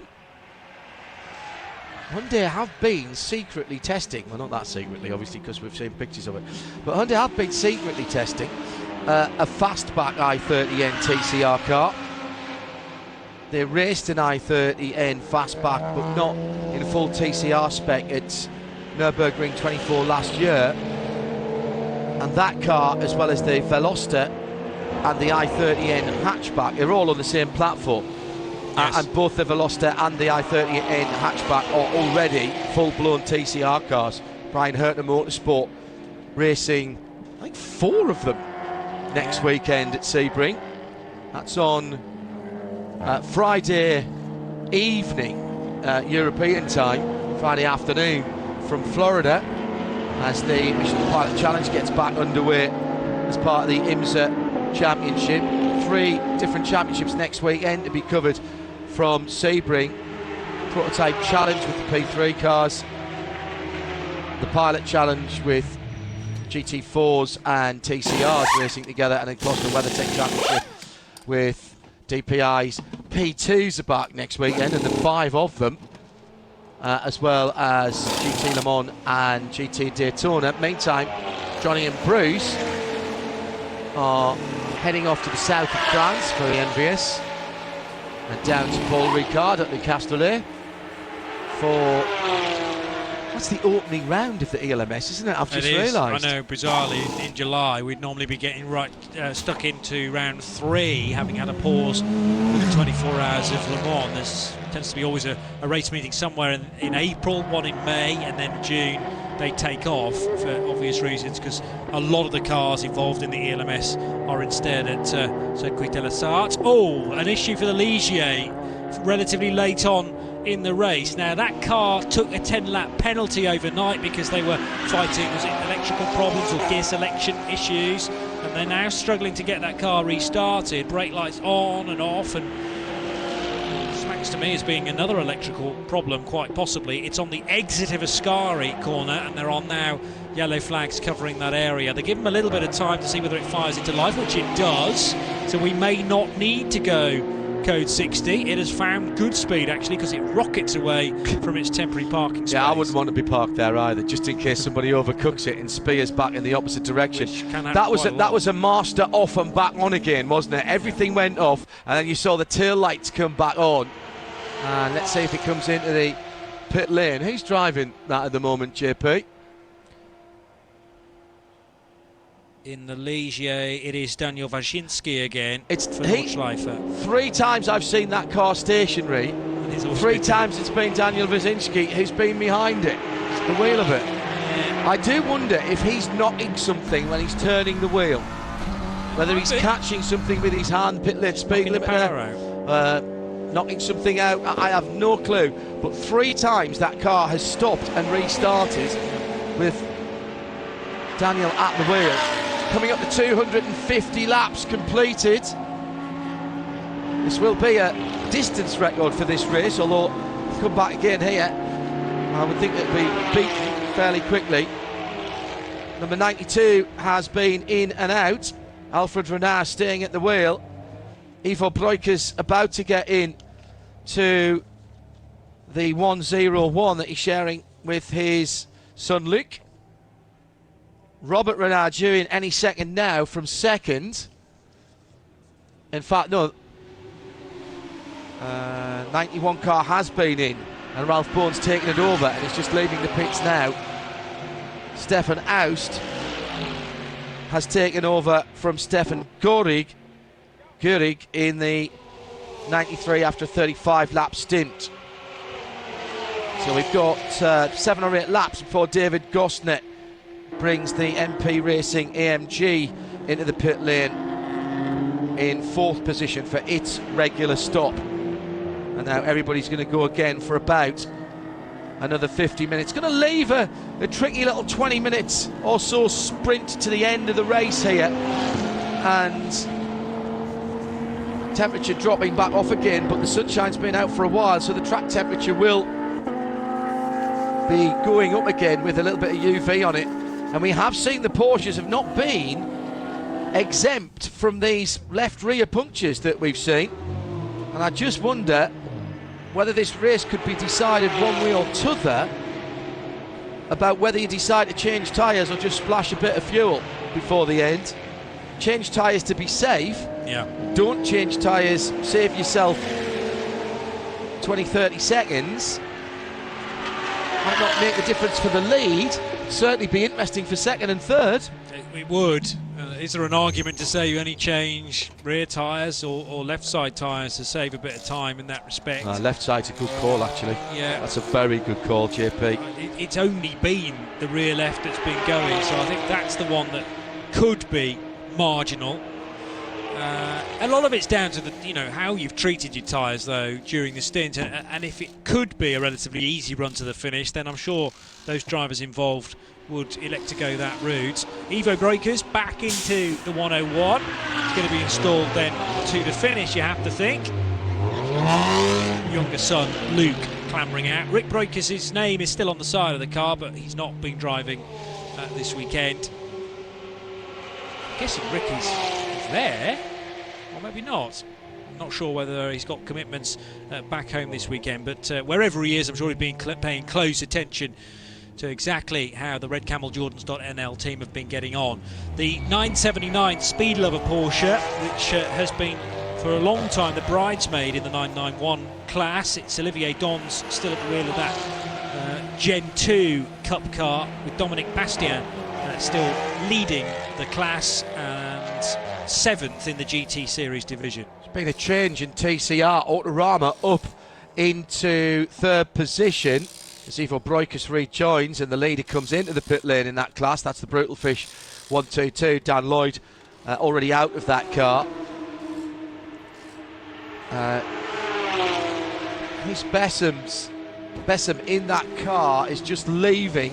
Phil Kinch thought he saw a loose front pit stop getting some work during the pit stop. Good eyes, Mr. K. It's very good eyes, actually, seeing that in the Monza pit lane all the way from Northampton. Got a strong pair of binoculars there. And it's all about the direction you point them in. As long as you get that right, you can see everything. Which end you look through them? Oh well, that always helps as well. He's doing a cracking pit lane spotter's job. Looks like in Formula 1 at the moment, where the pit lane reporters aren't allowed in the pit lane to do their job from the opposite side of the track, which seems sort of pointless to me. Might as well be sitting watching on a screen somewhere, but okay. 252 laps completed as Alfred Renauer crosses the line. Many times earlier on in the race I've been convinced there's been an issue with the car coming out of the Lesmos and through the King, but it's actually just how dirty the track gets there, and cars kick up a fair bit of dust and grime from the track surface. I always think there's a bit of smoke coming from the back. It's happened already with the race leader at the time, the 91, but that was absolutely fine, and as is the case for Dominic Bastien's 978 Porsche. Still solidly inside the top 10, by the way, that car. Though it's dropped to 7th. It was running as high as 6th before it had a couple of little problems.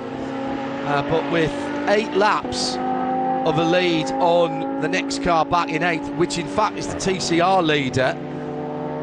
So how much has it got at anything that's likely to run quicker than that?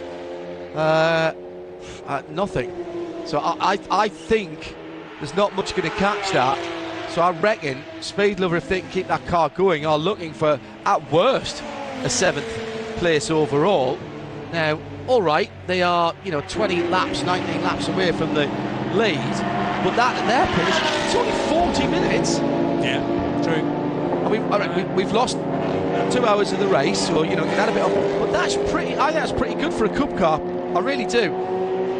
Really cost-effective way to go racing. That's one of the 911 Gen 2 cars, the 991 Gen 2 cars. Haven't seen the new 992 car yet, but I'm told by those in the know at Porsche that it looks pretty stunning. All of the 992 Porsche 911s are the wide body car, so there's no differentiation now between the standard Carrera and a Carrera S.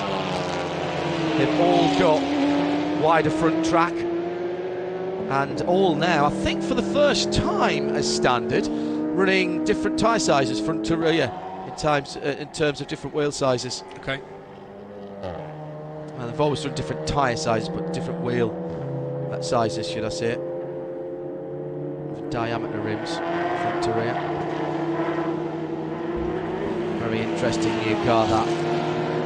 Awful lot of money, but I've got to say, you take a close look at them, you can absolutely see where the development money's gone. And a manual version coming out as well, with a clutch for those who so desire. Although the paddle shift and what is now the latest version of the Tiptronic, very impressive. Still detritus hanging from the catch fencing, and it was blown by the extreme weather that we've got. If you're just tuning in now, you're probably thinking, what is Hankook on? It's a beautiful Saturday afternoon. Early evening in Monza, just coming up to 10 minutes before 6 in the park in central Monza. Very much a city centre racetrack here. Not the sort of city centre racetrack that Formula E race on, but it is very much a city centre racetrack. Rather like Imola, which is backs onto houses as well. In fact, there are flats at the bottom, apartments at the bottom of the hill, where it still makes me laugh every time I watch, particularly motorcycling from Monza, and there's washing hanging out over the balconies. Yeah. So the two left-handers towards the end of the lap is great, because it comes down from it comes down from a great height, and you can see into the back gardens of the local residents. It's just a classic circuit, as is Monza though. You've been there, man. Yeah, I love a number of times. I love him. As has Creventic as well. In fact, I've covered the 12 hours there on at least 2 separate occasions. And, 1,000k race there once. 1,000. I did 1,000. Did you? Yeah, I did one of the Monza series. No, I'm not racing it. Okay, I gotcha. it. Yeah. But I did get to drive the track. Just to check out where all the TV cameras would be. Obviously, that was a bit of science. Yeah. 40 kph all the way around, I'm sure. I mean, that's a track that goes even further perhaps than Monza, because of the gradient change there as well. Because it weaves its way around the parkland circuit, again the margin for error is next to nothing because the barriers are so close. Very similar to this place too, and steeped in history.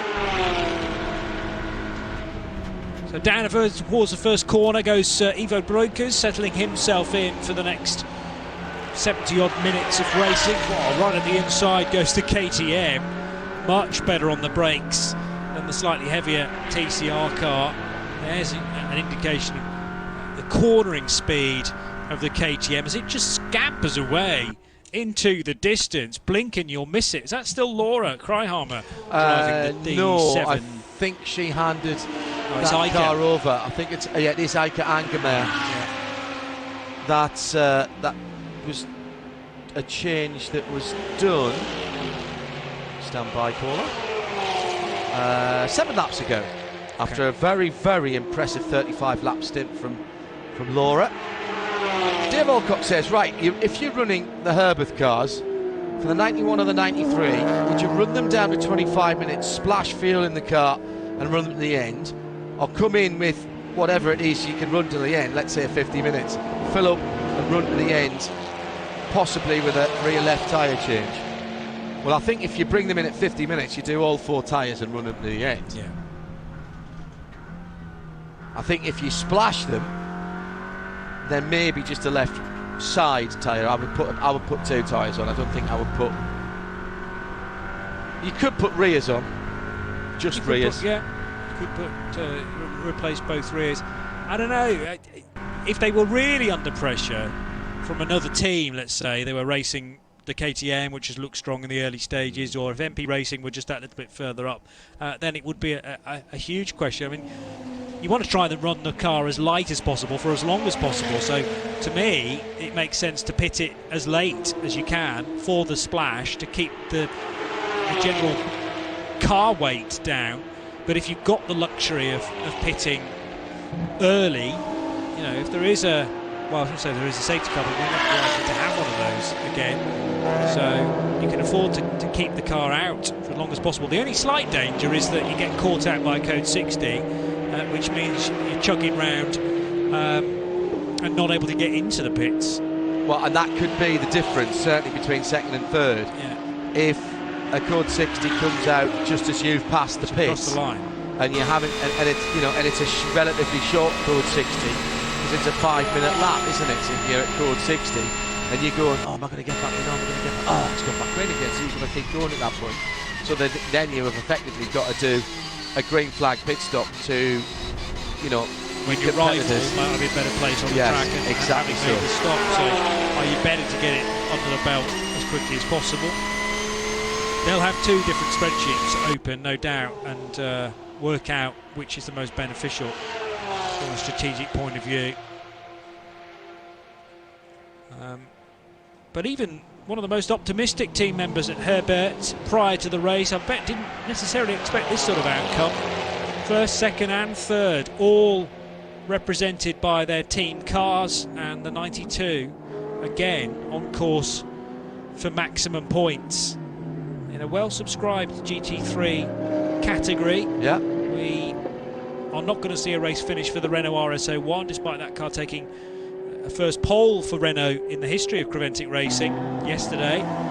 Wochenspiegel team Monschau sadly out of the race as well with their Ferrari 488 after a succession of punctures, and I'm not actually sure what finished that Ferrari off in the end. It won't have been the flat tyres, but some issue internally for Hendrik Still, who up till that point had been going very strongly.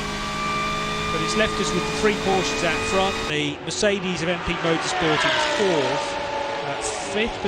Sixth position, still the car collection Audi, which actually started down in something like 21st position this morning when it took a 10-lap penalty overnight as they chose to get to the bottom of those braking issues. Like, nobody can say that they're giving that development KTM an easy time. That's the GT4 BMW, and that is slow coming out of Lesmo 2 off the racing line. Is that a left rear puncture by any chance? It is. It's coming apart even as we look at it. Oh, is it left front? Certainly left hand side puncture on that car. I think it's both. Is it? I thought rear originally, and then I could see the front wheel weaving around, JP, and it's both. Well, it's certainly the front, but the right-hand side Hankooks are fine. The wing mirror's straight, so it's not been in the wall. Ah, good point. Unless it's a very small wall. Just a low wall, that's affected the tyres and nothing else of the bodywork. But the rear left's inflated, I think. I think that's all right. It's the front that's deceiving us. Yeah, I think it's the front. Yeah. Tricky to tell when you're looking from behind. So that is the 15th place car with JJ van Rijn behind the wheel. He will get it back to the pits. He's clocking along in fourth gear there with a knackered front left. Yeah. Well, the rear tyres are intact. That's where all the power's coming from, just as long as he can turn in at the Parabolica. We'll find out. He's got his hand up there, not to block the screen. He could see the bright orange TCR coming through, which I think was the 101 of Ivo Breukers in third place in TC. Just letting him know he had a problem. Yep. And you might think, why has he done that in the middle of the car? Believe it or not, you do see that. When you're looking at the car, you're looking through the car, and you'll see the hand go up and you'll think, I hope he's got a problem, or he's going into the pits. Might just stick the indicator on as well, the right indicator, to let them know he's going into the pit lane. Therefore, he's going to be slow in the first apex of the Parabolica. Nice work by JJ.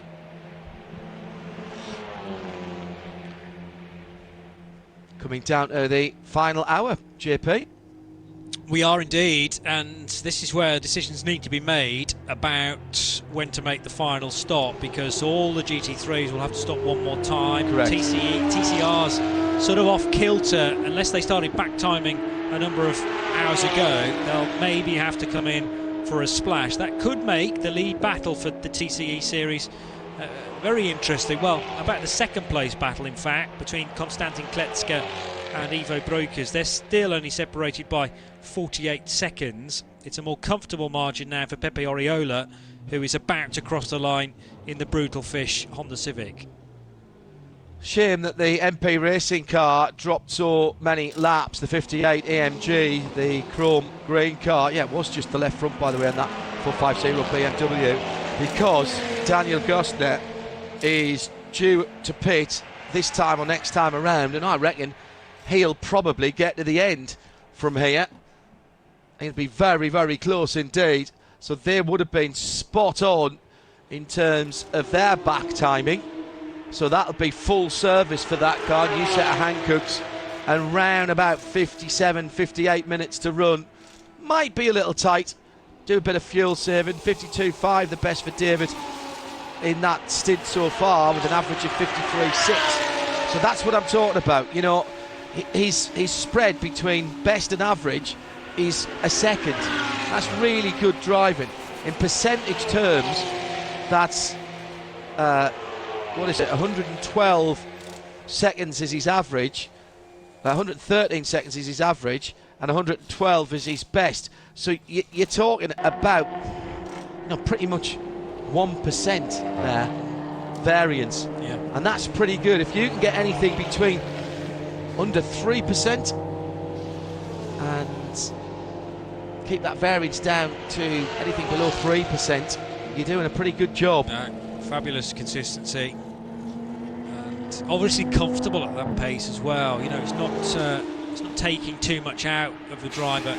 We're inside the final 60 minutes. Very dusty indeed again through the Lesmos as the second place car reaches that area, and it is a Herbert benefit right now. First, second, third, they're in a great position to sweep the podium here at Monza. And no difference really, as we've mentioned at the last stops. There was a couple of laps difference between the three cars, slightly to the advantage of Ralph Bowen. So he could probably do a couple of laps longer than the 92 and the 93 cars. I don't think that's going to be enough to wrest the lead away from the 92. Beautiful weather here in Lombardy. 259 laps on the board for Herbert Motorsport and the leading Alfred Renard driven car that he shares with Taki Constantini and Jürgen Hering. Daniel Allemann, Ralph Bowen, Robert Renard, Alfred Renard listed as the 91 drivers. Ralph is behind the wheel at the moment. Stefan Gorig, Stefan Aust and Klaus Bachler, Stefan Bachler I think we should be calling him this weekend, are in third position. Daniel Gostner will call into the pits, I think, the next time around in the AMG GT3. There are some laps back. What are they? 11 lap back from the next car and 12 back from the leader. Then it's the first of the GTX cars in fifth position, and that's been a drive back, to be honest, because that 707 car had a rather torrid opening couple of hours with punctures, and then it was in the garage a couple of times. But Miro and Marto Konopka, along with Marto Omela, have done a good job with the ARC Bratislava Huracan. Car collection number 6 will be ruining their issues. Some kind of braking problem. Was it a voltage issue? They did change a couple of batteries on that car. Then they took a 10-lap penalty for working on the car overnight in Parc Fermé conditions. First of the 911 Cup cars is in 7th. First of the TCRs in 8th. And it's once again been a good weekend for Honda. But Autorama pushing them hard in the 112 car.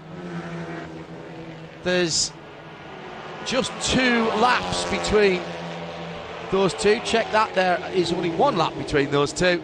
And then on the same lap is Autorama Red Camel in third position. Just outside the top 10, the second of the Speed Lover Porsches. And then it's TCR cars before we get down to 15th position for Tom and Tim Coronel and JJ Van Bruyn for the GT4 BMW. Then GR Motorsport in the 703 are second in GTX. They'll be delighted with that. Wright are trying to chase them down, but they've got laps to make up. The real battle for me is, in fact, it's gone. It's actually changed. The 211 has got ahead of WEC Motorsport. That must have just happened And they've got a couple of laps. I suspect that the WEC Motorsport car has made its last pit stop. I'll check that for you in a moment. But that's been a great battle. Autorama fighting their way back. Luigi Stanko then taking the lead of TCX ahead of WEC, who've now only got a 5-lap gap to Daniel Wazinski in the JS2R Ligier, who are trying to close them down. The WEC car, by far the car with the least performance potential in that TCX category, but they have been metronomic and deserve all the good luck that they have got. Yeah, they stopped 8 laps ago, and Luigi Stanko is due to stop. Now, the question for me is, how far can George go into the race? We've seen that car, let me see what the longest run it's done. It did 28 laps in full green, 33 with a bit of help. So I don't think, so the 20, it's going to be tight. So 20 more laps to go for that car, and we've got how long left? Just under an hour. What's its lapping at the WEC car?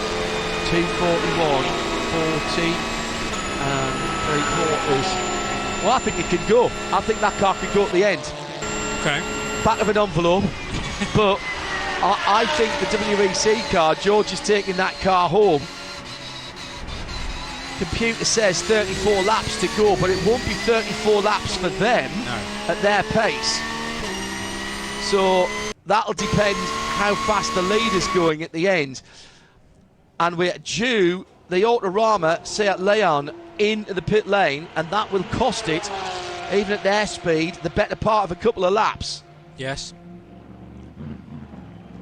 And that then, let me check, 25, yeah, that should be able to go to the end.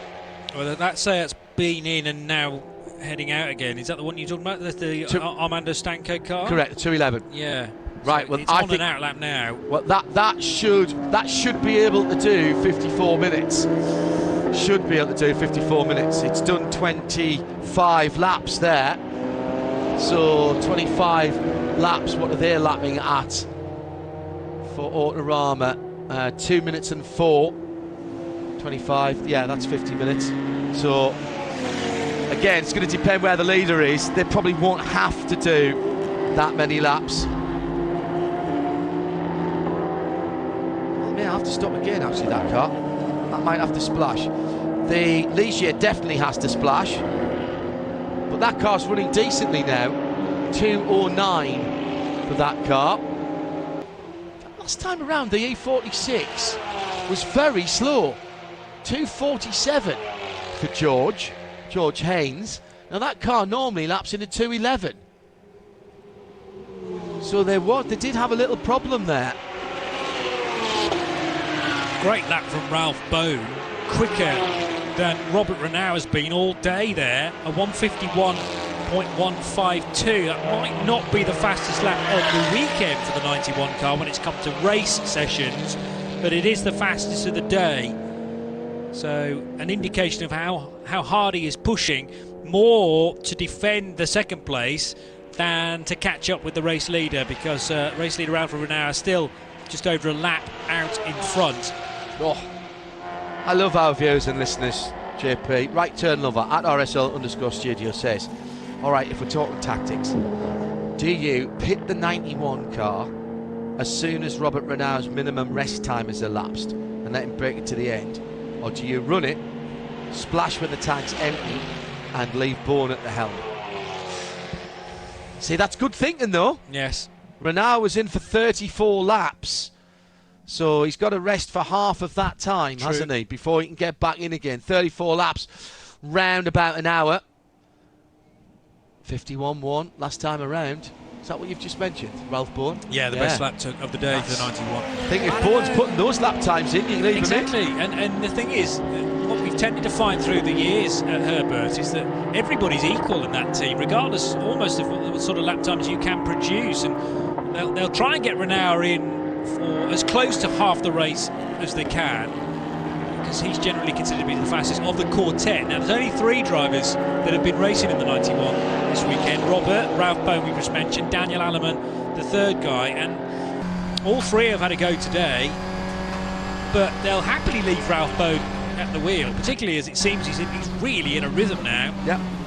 I mean, the track's offering prime conditions. You think about how much Hankook rubber's gone down over the last couple of days. Some of that will have been washed away, mind you, by the rain. Yeah, so that will have changed the state of things somewhat. But it's still offering grip, isn't it? Because otherwise Ralph wouldn't have been able to find that time. Well, and confidence in the car as well. Yeah. If we were qualifying Le Mans now, for example, we'd say this was happy hour. Yeah. You know, you've got still got a bit of sun on the track, so you've got a bit of track temperature, enough track temperature, without the air temperature being too high. Do you know, every time I see that 979 come into the pit, I always think they've taped over the number plate on the back of the car as if it's just come out the car park. Or sneaked a Prestige hire car onto the track to put the white gaffer tape over the back of the number plate. It's like it's been blurred out. Yes, exactly. So that the owner doesn't know it's no longer on his drive. It's been claimed perfectly legally, don't get me wrong. Speed Lover do everything to the letter of the law, and the two cars are still going very strongly. They've not been together for a number of hours, but here's the 92. And here's the answer to the strategic question. In after 18 laps. Now, Alfred Renard has done 52 laps in that car, so he must be, with his pit time, pretty close to the 2 hours. Yes. So he's got to get out now and let someone else take it to the end. And again, that's 50 minutes. So he should be able to get that car to the end. This is the car that we think was the Grove car at McMahon Bathurst 12 hours this year. Ian McCarthy and one or two others giving us the snippets of information. Got pieced together finally, and took a while. But JP found the pictures. It's a team effort. Yeah, very good. Thanks for all your input. CSI Monza, CSI Lombardy. Do we get the Lombardy trophy for that? Let's hope so. Yeah. Jürgen Herring, do you think, in to replace Alfred Renard then, or Taki Constantinu? I think Herring. Yeah. And confirmed by the timing, JP. So, if we say, right, they're on 264 now. If they can do 30 laps, that would take them to 294. And our survey says 294 is the prediction. So I think they're good to the end now. Even if they have to run flat out. Unlike the 42 seconds, the gap now. But Bowen, of course, has to make a final pit stop. Now, here's the thing. So Bowen doing a 51 again last time. 51.6. I mean, he's turned up the wick.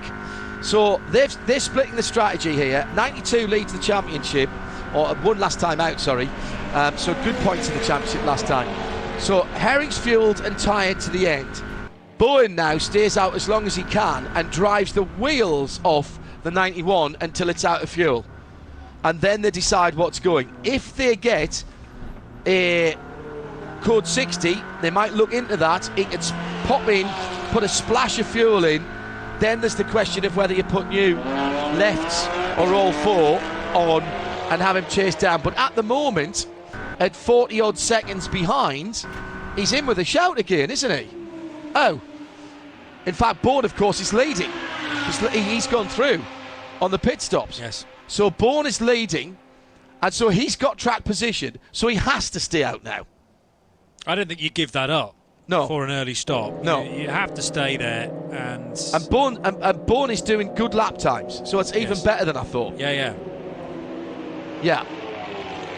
And it's only 90 seconds further back for Stefan Aust. And Aust is in the same position as Bourne, really. He's 2 laps worse off on fuel and tyres. But they both have to stop. So the question is, 2 tyre or 4 tyre? 2 tyre or not 2 tyre? It's going to need a splash of fuel. Not 2 or 4. Is there really only a second between the other two Porsches, though? 92, 93. Yeah. They just crossed the line, so that's a real-time gap, isn't it? Yeah, but remember, Aust needs a pit stop. True, yeah. To get him to the end. But the question is, I mean, that's a timed fuel stop, and I reckon nothing else. Yes. Yeah, you put a set of tyres on. If you're going to stop and put a set of tyres on, you stop and put a set of tyres on shortly, and you still only have to put the same amount of fuel in. So the fuel's exact. Yeah. Because you know how much you've got to get to the finish. It isn't a full tank by any stretch of the imagination. They are going to need, let me have a quick look, 10. They're going to need about half a tank of fuel. They need about 18 laps of fuel to get to the end, both of those cars, 18, 16 laps of fuel. So let's say that's half a tank of fuel, which you could do in a Code 60, of course. You could, and yeah, you gain an awful lot of time that way. Yeah. That might decide things as far as the tyre selection is concerned as well. But if you're looking to just put in the required amount of fuel and then get it out as quickly as possible, I think you just forget about tyres. Because actually, you know, think about the extra time that's involved there. You've got to come to a complete halt. The car's got to go up. You've got to choose which tyres you're changing and then send it again. And remember, that's half a minute, like you say. Yeah, it's 25 seconds to half a minute. And don't forget, we've got restrictions on how many people can go over the line now as well.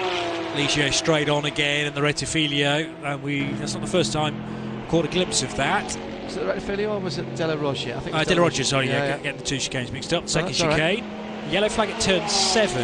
That is exit of the Lesmos. Lesmos which 2. Is not there for that Ligier incident. No. And does that suggest a car has ended up in the gravel there and needs to be recovered? Oust is into fueling. So Oust has blinked. So I say you put tyres on now, because that gives you better. I don't know. Do you take the extra 20 seconds? Second place car in TCE is stranded at turn 7.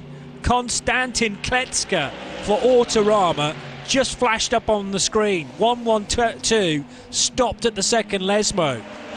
This could be the Code 60 that affects everybody else and massively affects the race for Autorama Motorsport. So turn 7 is what we're talking about. The second Lesmo.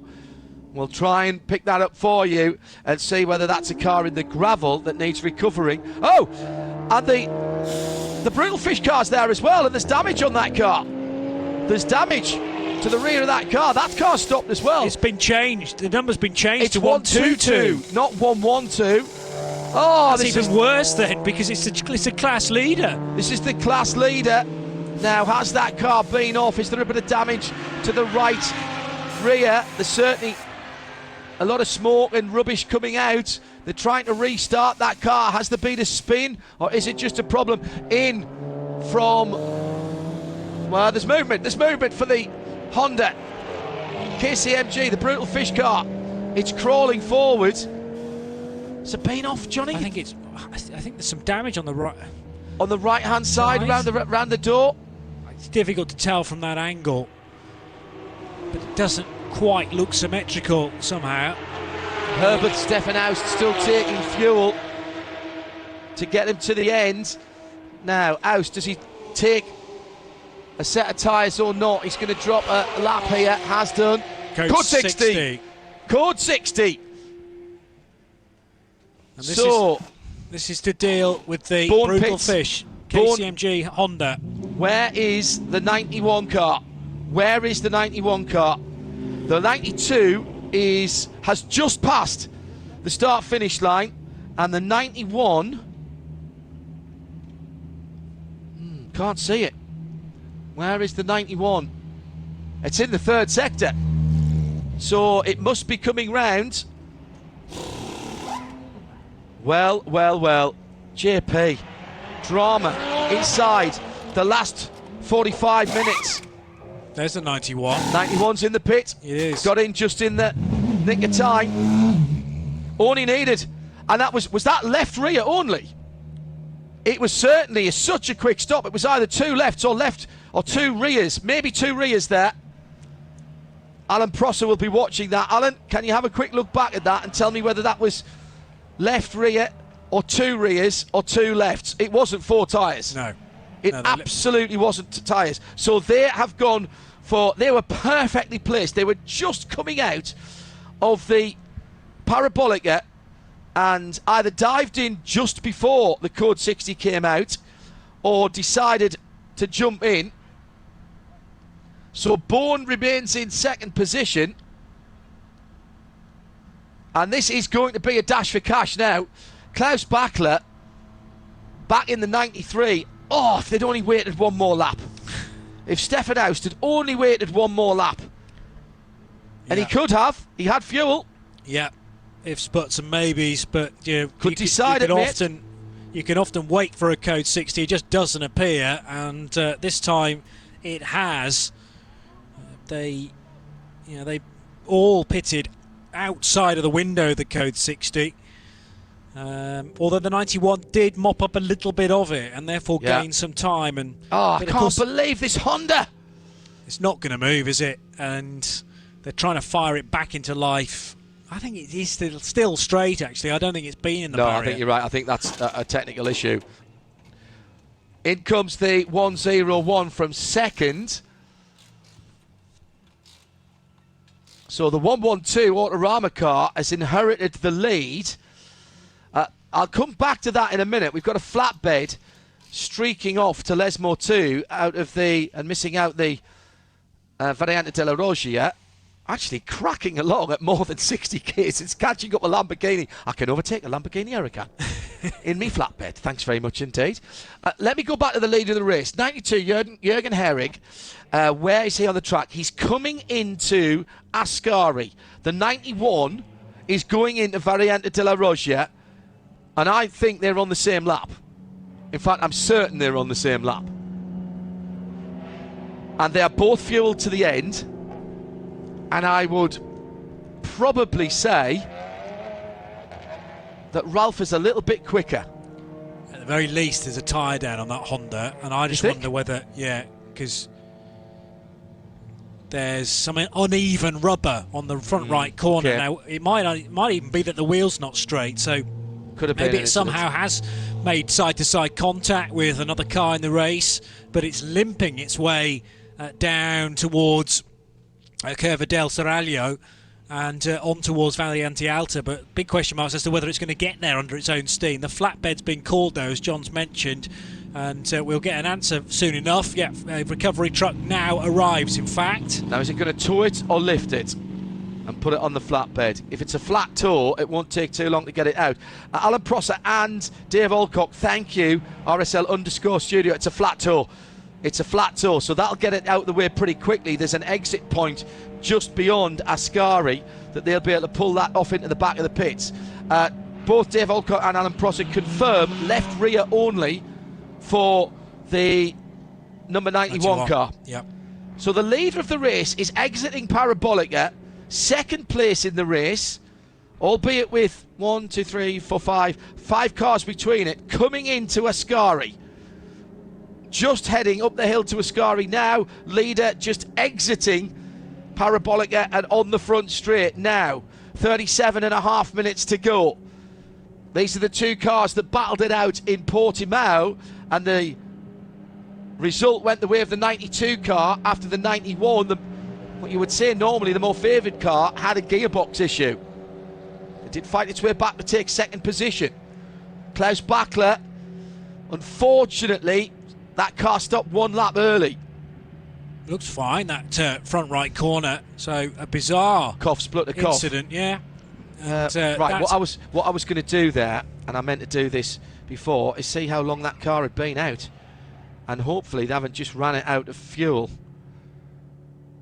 No, Pepe Oriola back in that car. JP only been out there for 13 laps. Now they can turn off right here into the back of the pit lane, but I don't think they're going to because he's going a bit fast. He's turn right now. Whoa! No, he's going to drag that into the pit lane. But once he's in the pit lane and he's cleared the pit lane entry, they'll probably pull the flags. We're going to be racing very quickly indeed. Great recovery again.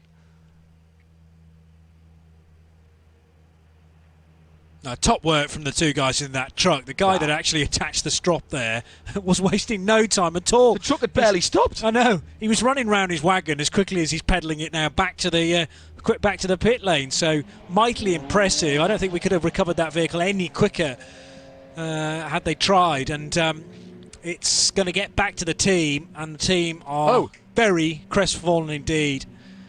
Jürgen Herring's just been in the pits again. Okay.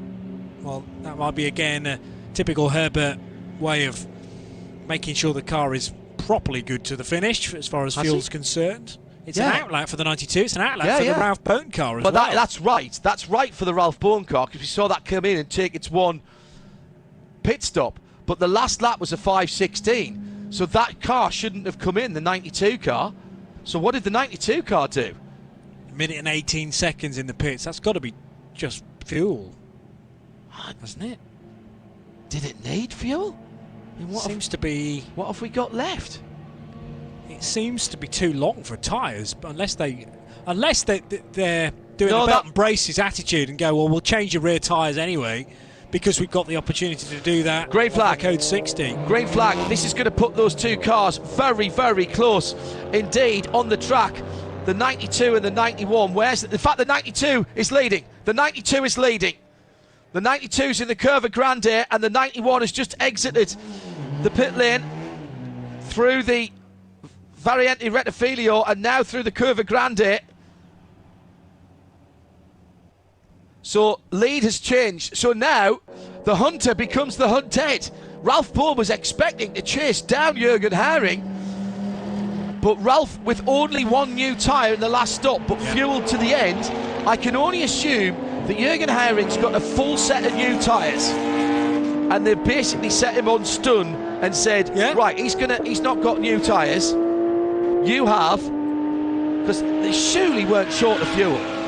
They can't have been short. Well, there's not enough of the race left to go. Wait a minute. Let me see. Is there to top it up? But no.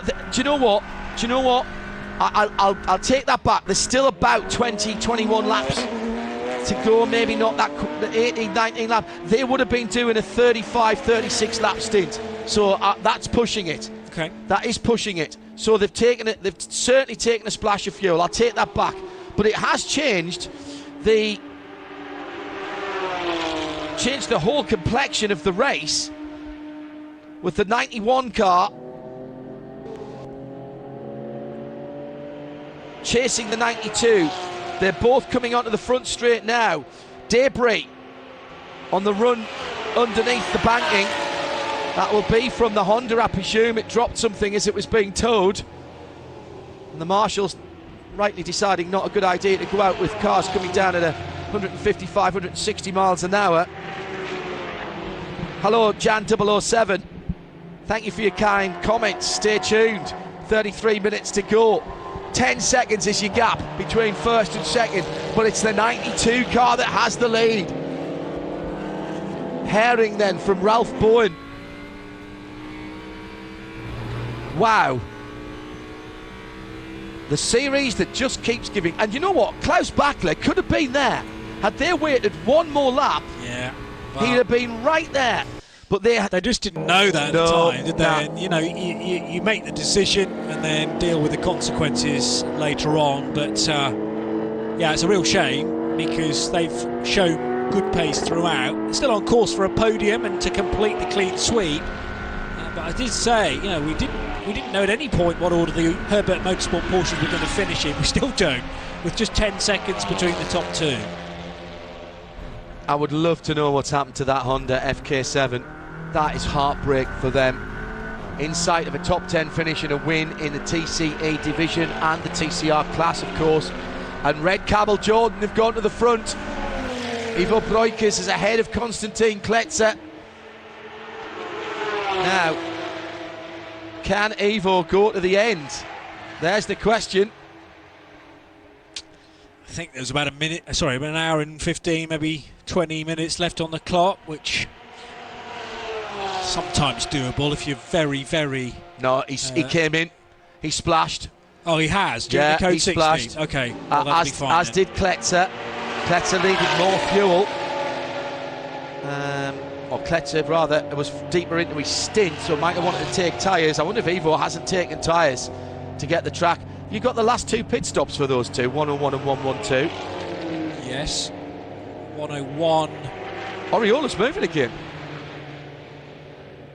122's back out in third place. It is. It's dropped 2 laps, but it's moving again. Wow. Control Have Alt they Delete. done that? Maybe so. Ivo broke his pit stop time at 1:12. That's a very quick stop. And what was the other car? 1:12. Yeah.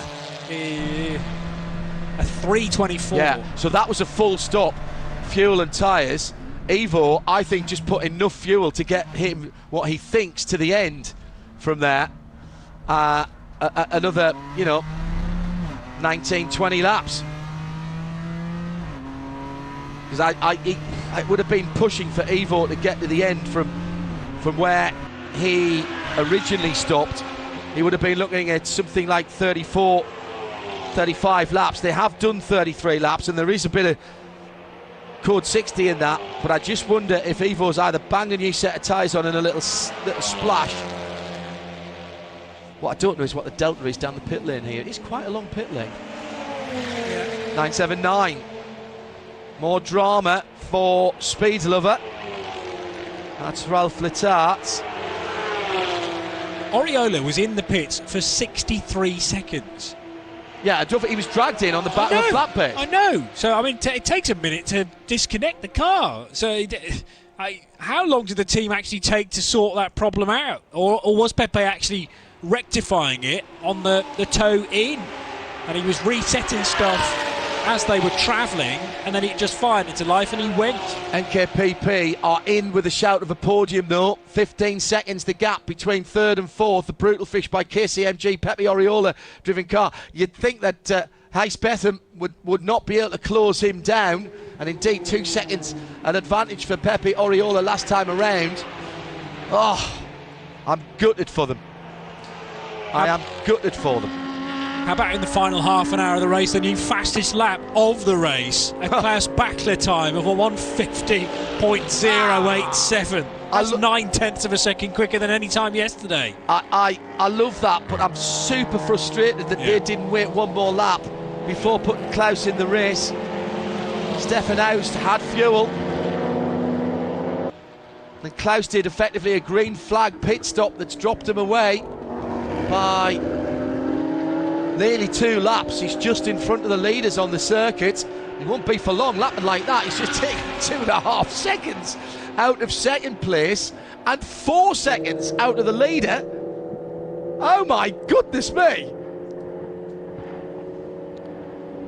Oh, drama, excitement, accident, incident, Mother Nature, extreme weather. We've had it all at Monza. Hashtag this is endurance. The Austrian, so impressive wherever he goes, really, particularly in the GT3 field, but he's raced GTEs in the past as well, and not surprised. It will just be so good to have that car more in contention than it is. But the top 3 separated by just over 90 seconds. Let's see how close Klaus can get in the remaining 27 and a bit minutes, because Jürgen Hering, Ralph Bone are not the quickest of their relevant driver combinations, with the 2 Renaults splitting their efforts this weekend. Alfred in the 92 and Robert Renault in the 91. But Klaus could get pretty close here, as the top 2 are down to within a second of each other now. 0.8 between the 92 and the 91. The other car that didn't help is WEC Motorsport.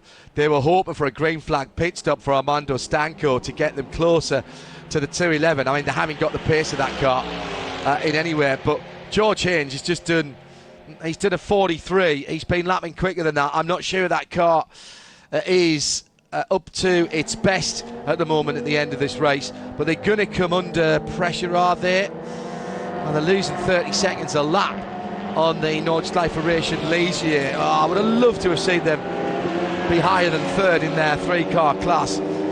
3 across the track coming out of the chicane at Ascari as the 93 of Klaus Bachler just carving its way through. Cars? What cars? Outside, inside, don't really care. Made quick work of that TCR battle. That wasn't the Golf, though, that is in now second place. It was Pepe Oriola who's third, and Oriola ultimately trying to hunt down the 112, but that car was much further back, just exiting Ascari with, well, virtually a lapse advantage on the Brutal Fish Honda.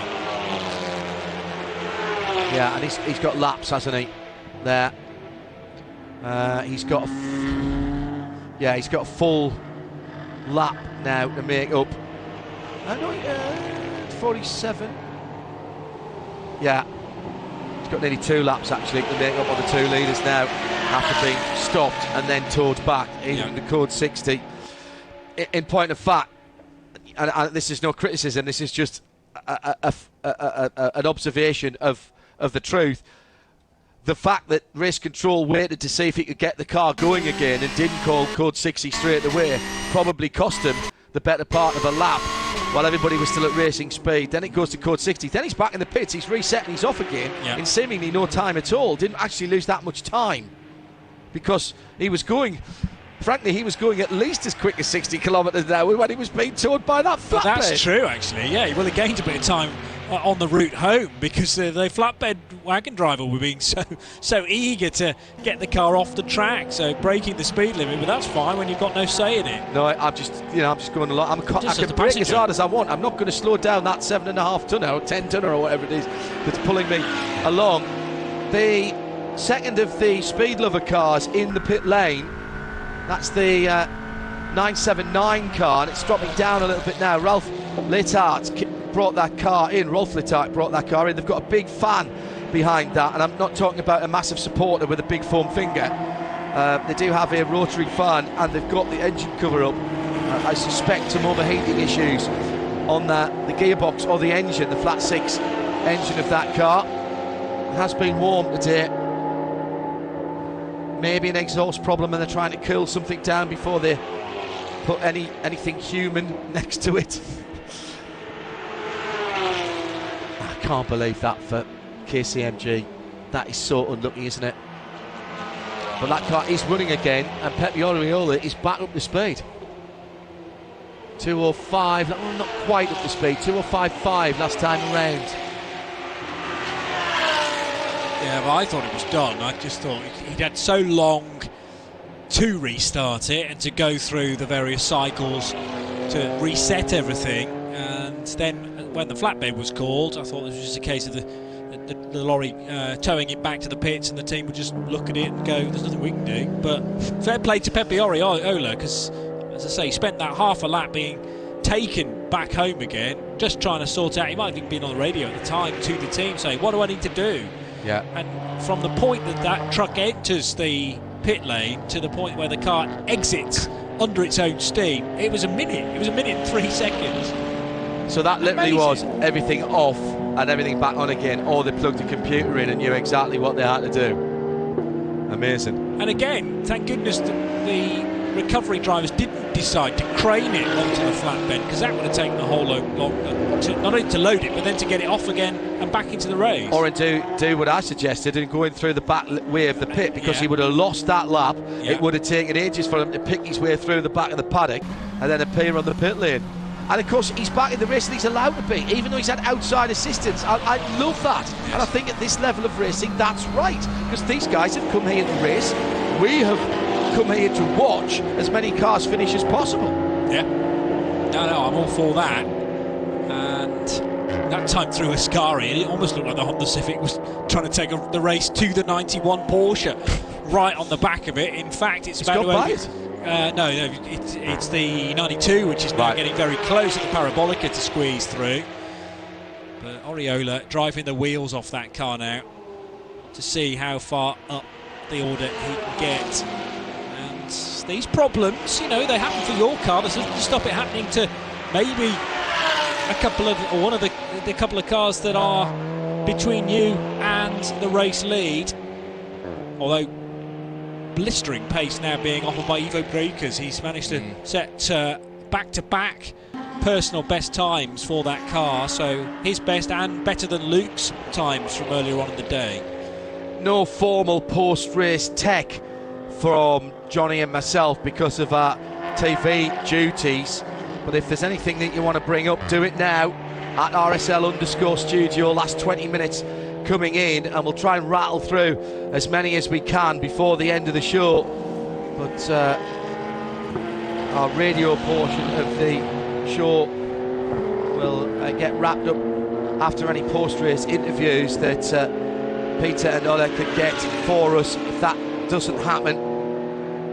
As we come down under 21 minutes, then we'll keep an eye on the TV pictures until they go off the air. So at RSL_studio. Reminder about tomorrow. Once again, it's NLS, Peter Snowden and Bruce Jones are team for that this year. Snowy joining in at the back end of last year for NLS. Now that is the 1-1-2 going slow. That is the 1-1-2 going slowly. And there's damage to the left front. It's got one of its little guards. Yeah, he's hit something. He's hit some rubber or something else, but the 1-1-2 was going slowly. I think that car's been off the track. This then, the second place car in TCR, and this can't afford dramas. There's damage to the left front guard, and Konstantin Kletzer keeping pace with Pepe Oriola at the moment. 2:03.5 last time around against Oriola's 2:03.9. Ivo Breukers out front with a 2:03.8. But everybody giving it everything at the moment in the last 19 minutes. I know, amazing. Kletzer, he's pretty close to Ivo Breukers and obviously trying to force a mistake from the Cupra, which is a bit further up the road. And whether that was just an honest mistake or it's because he was pushing too hard, he's straight into the fueling area now is Konstantin Kletzer. So Kletzer's, yes, arrived and he's gone through the fueling area and into the pit lane. So maybe the team are just going to tear off what remains of that flared wheel arch. Well, he didn't need fuel. He and Breukers stopped on the same lap, and he, remember, had that longer, much longer pit stop for a full service. Whereas I think Ivo took a shorter time and either only took a splash of fuel to get him to the end, or decided he could go at the end and only took some tyres. Off at turn 7 was the 1-1-2, which is the second of the less. Yeah, that makes sense. That's where I saw him. And rejoined, but has gone way off, perhaps to the gravel trap, and just caught the tyre wall as he returned. But yes, the car having to pit, and it's straight back out again. 2:29 lap. So that's, getting on for half a minute slower, and that will allow Pepe Oriola to get a little bit closer. He's pulled out 10 seconds, by the way, on 4th place. A shout out for Top Car Sport as well, sitting in 5th behind NKPP Racing by Baz Cooten. Karen Galliard driving the Cupra number 131 in 5th position, ahead of Sandro Pilati in the Volkswagen of Autorama. That's the number 1 car, the defending champion of the series from last year. And that's your top 6 in TCR.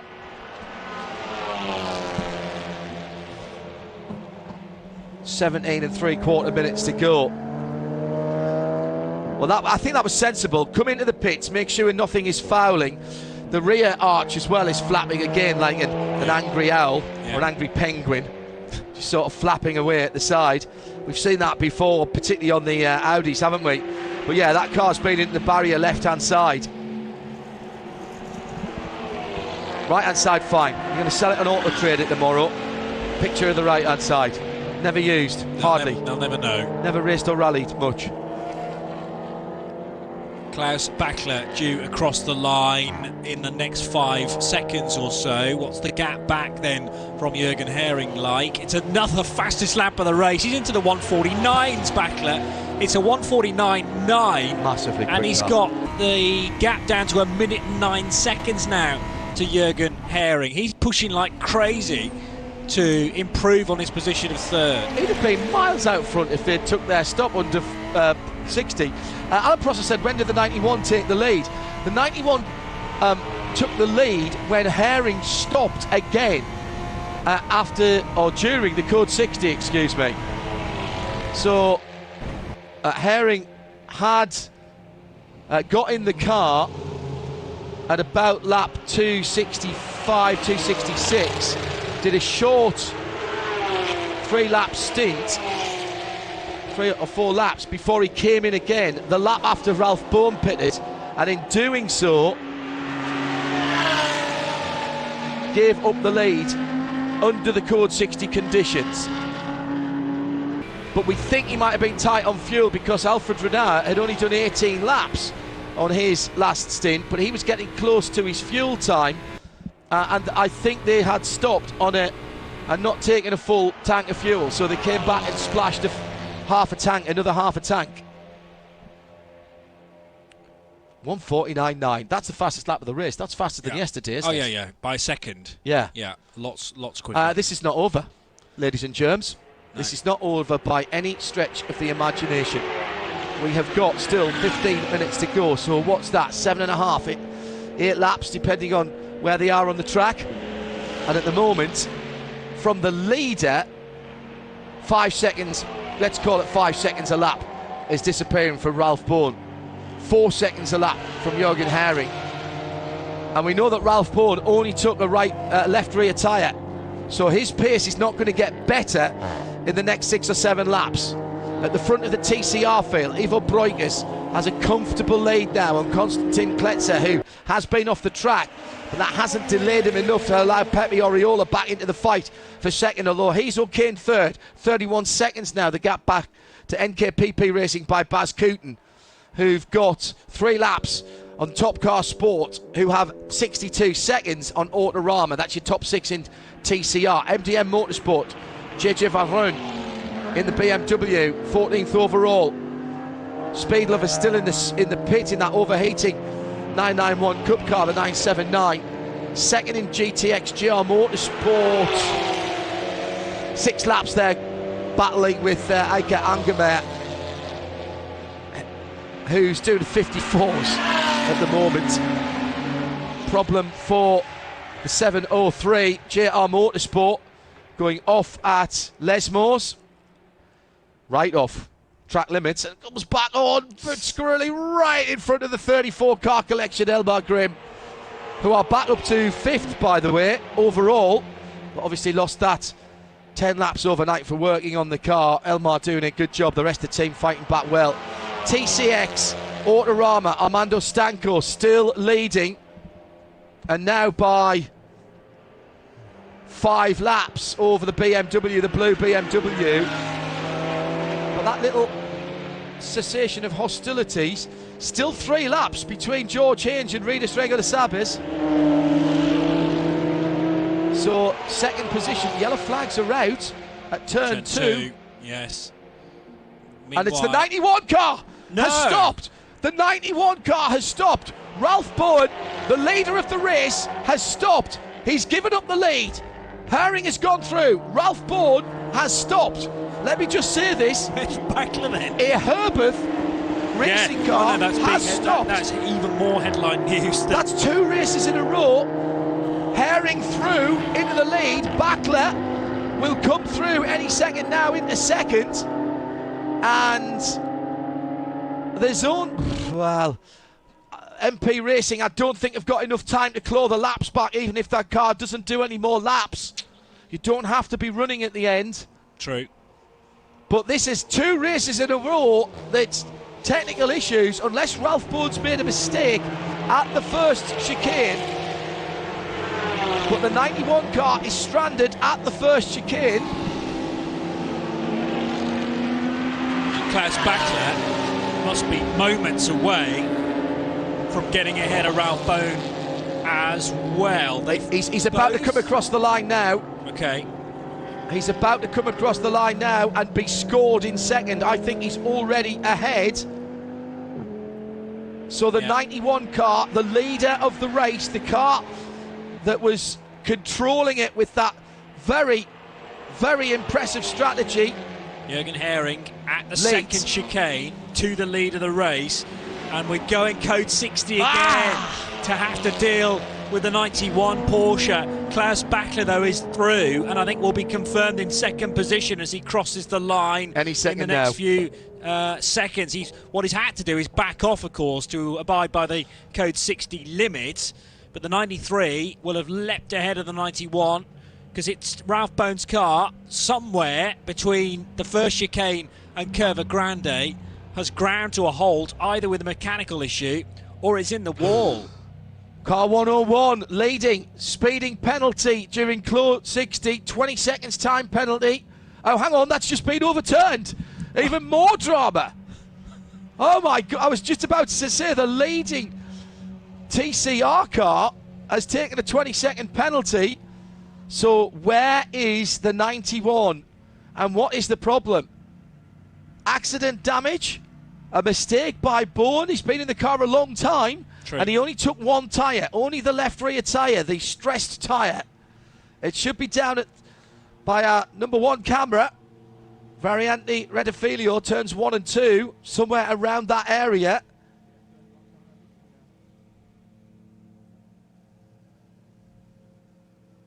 We, unfortunately, due to the rain, have lost our camera down at that area, so that's why we can't see it. We'll try and pick it up on one of the onboards if we can. How annoying for the team. And now has dropped into 3rd, JP. Yep. Backler then, 1 minute and 12 seconds. This could be very good news for Herring, because at the moment he is not being caught by Klaus Backler. Now what happened? There's the 91. It's just stopped. Stranded. It's just stopped on driver's left. Yeah, Herring drives straight past with yellow flags clearly being displayed. And it's being picked up. Yeah. Flatbed is there already. Amazing. As you say, Herbert Motorsports cars normally absolutely bulletproof. And to be fair, it's done, over 11 and a half hours of running with the stoppage overnight. But inside the last 15 minutes, that 91 car won't make the finish. As you say, though, it's done enough mileage, probably, to keep it on the podium. Right turn lover reads my mind going back through the last laps. Bourne's lap before he stopped, the last completed lap effectively, was a 2:11. So he already had a problem, or he'd already had an off. And then he stopped at the exit of turn 2 after the Variante Redifilio. Or was the car just on its last legs?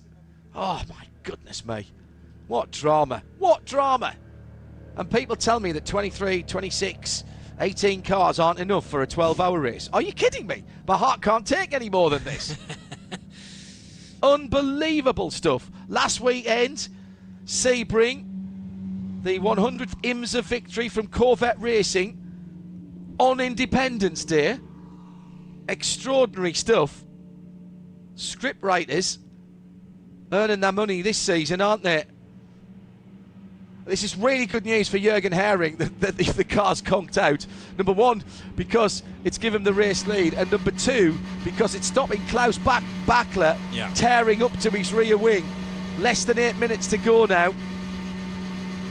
Yeah, I think he would have just about been able to survive, but the pressure means you're going to lose 1 or 2 seconds here and there as well. And Backler would have made it interesting. He always does. But I think he's going to toe the party line though now, because there's only going to be, well, a maximum of 5 minutes left on the clock when we get going again. Recovery, I think it's nearly complete. I couldn't quite tell whether the truck was still down at the Curva Grande or not, but it'll be circulating around the track to get that car not actually back to the pits. I don't think they're going to try and do that. They'll just get it to the nearest escape route, which is just on the other side of the track from where it is. As you mentioned about the Honda Civic, and thank goodness they didn't do that at the time for the Brutal Fish car, but it seems like a lost cause now for Herbert Motorsport. So it looked to me as though they were putting that on the back of the flatbed, which suggests to me that something's locked up. Yes. If it won't tow. Yeah. Gearbox. That was the issue at Portimao. I'm putting 2 and 2 together and making 156. I know that, but why didn't they just tow that car out of the way? Yeah. Could have easily done that, got it out to one of the areas around the track. There's plenty of little cut-throughs. What there aren't is a lot of access roads around the circuit, in fairness. 175 in 4th position. In TCE, 11th overall. We've got the green. We've got the green. So they've just got it cleared. So we're going to have 6.5 minutes, JP. Now let's see what the actual gap is between the leader when we get up to speed and Klaus Backler. This requires the live ticker. So the leader then is the number 92 car just coming through Lesmore 2 at the moment, and the 91. Where is the 91? Well, it's in second sector as well. They must be quite close. Is the 91 just coming out the Lesmore now, having just passed the BMW, the 450? I think it is. I think they're on that same straight together. That's given us 2:19. Sorry, I'm looking for the wrong number. It's the 93. Sorry. So Ascari for the leader, Curva Grande for second. That's the gap. That's the gap. Sorry, I was looking for the wrong car there. I was looking for the 91, which I wasn't going to find, was it? Because it's been towed off through the infield. Yeah, it doesn't feature on the track map anymore because it's being on one of the internal roads, sadly. But still on course for a podium because of the way the regulations are written within Creventic, and it means that MP Racing's Mercedes hasn't quite done enough laps to outscore the 91 car, but that will be scant consolation for that trio who were banking on a race win, and they did offer that right sort of pace across the piece to be able to do that. But the same can be said about the 93. That was just a say bad decision making or just ill decision, just one of those situations that they wish they'd stayed out just one extra lap to make use of the code 60, but that's hindsight. That's not a decision necessarily that could have been made, but we had that discussion earlier on about whether you fill early or late. Tell me how long the pit stop was, the last pit stop for the 93 car. It was a 2:34. Right, that was under green flag. Yeah. The gap between the cars, I bet when they come across the line, is not even half of that. I bet it's not even half of that. And they would have saved that if they'd done that under code 60. They would have saved that time. We would have been watching a 3-lap dash to the finish right now between the two Herbert cars. And frankly, with no disrespect to Jürgen Herring, although frankly it's going to sound it, but my money would have been on Backler. No, absolutely. And this stage of the race, even though they're team cars, I think Herring would have made it exceptionally difficult for Klaus Backler to get through, because yes, Herbert are one family team very much, but they've been split into individual mechanical crews this weekend, and they all want to win. 47 seconds, there you go, at the line, 47 seconds. You can't tell me that a code 60 pit stop doesn't save you 47 seconds out of 2.5 minutes in terms of actual time on the track. It would have been a very different picture, certainly, and Backler would have been well in the mix. But again, it's if, buts and maybes. You know what, if that code 60 had never arrived, they'd settled on a strategy, they came in, and then it just went wrong for them. Any damage on that? A lap later, difficult to tell from that angle for the 91. I don't think so, JP. But wing end plate loose on the 34 car. The way that it had parked up on the track, it looked like there'd been no contact at all with any barriers, any other circuit furniture.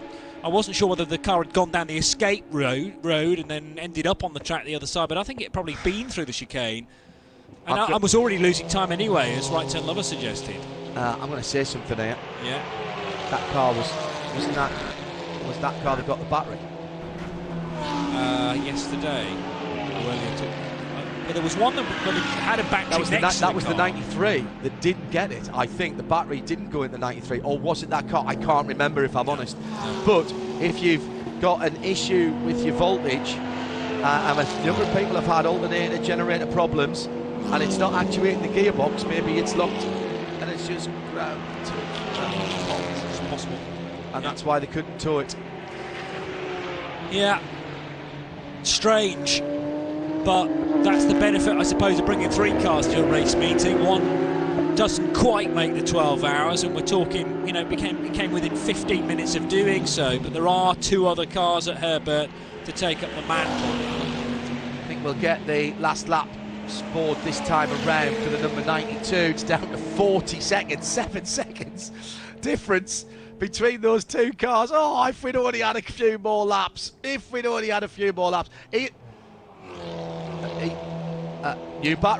New battery's gone inside that car. Thanks, Fabian, who's watching that for us from the truck. Ian McCarthy, I like this sentiment, which with so much to forget about this year, he tweets at RSL Studio _studio. He does seem intent on throwing up some very memorable motor races. Yeah. Glass half full, mate. Spot on. Well done, Ian. Into a bit of a classic, it has to be said. And we're very grateful of that. And amazed that Herbert are still trying to find the answers to make sure that that car at least crosses the line with a little bit of fire in its belly.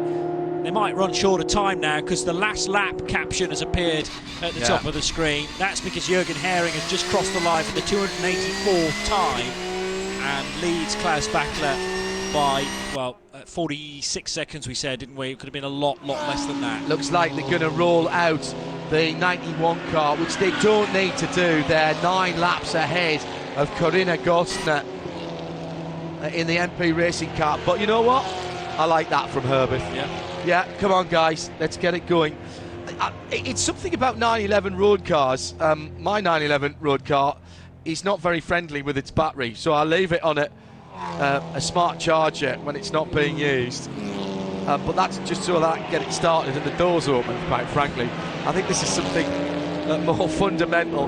Half a lap to go then. Herbert, who were really taken to task by KTM here with a car that wasn't ultimately as quick on a single lap, but has been very reliable in the first 4 hours of the race. Then an electrical problem took that out, so then it became the internecine battle for the victory.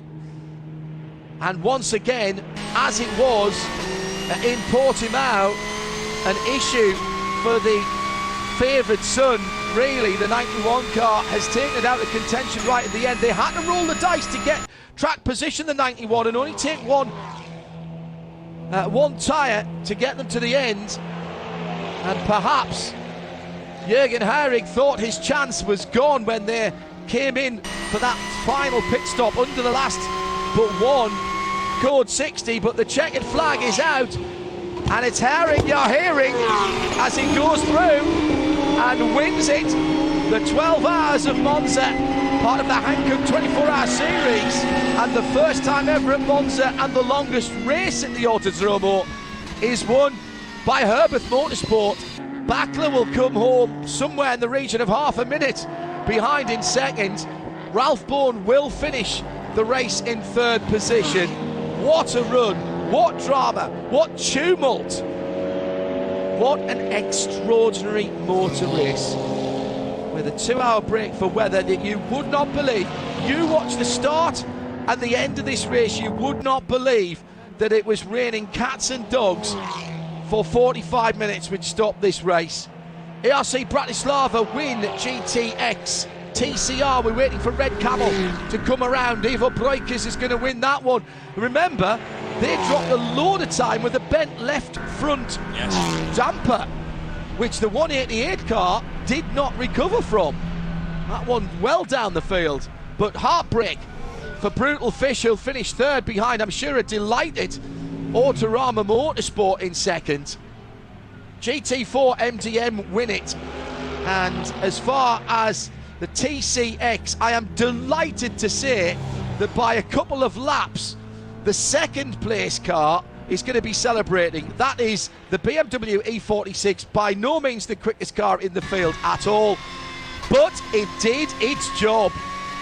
George Hinge anchors home a great second place. Autorama, Armando Stanko will win that category with his teammates. And Nordschleifer Racing, who should have won that category, but for some problems with gearbox on that car yesterday and this morning, the GS2R will finish in third position.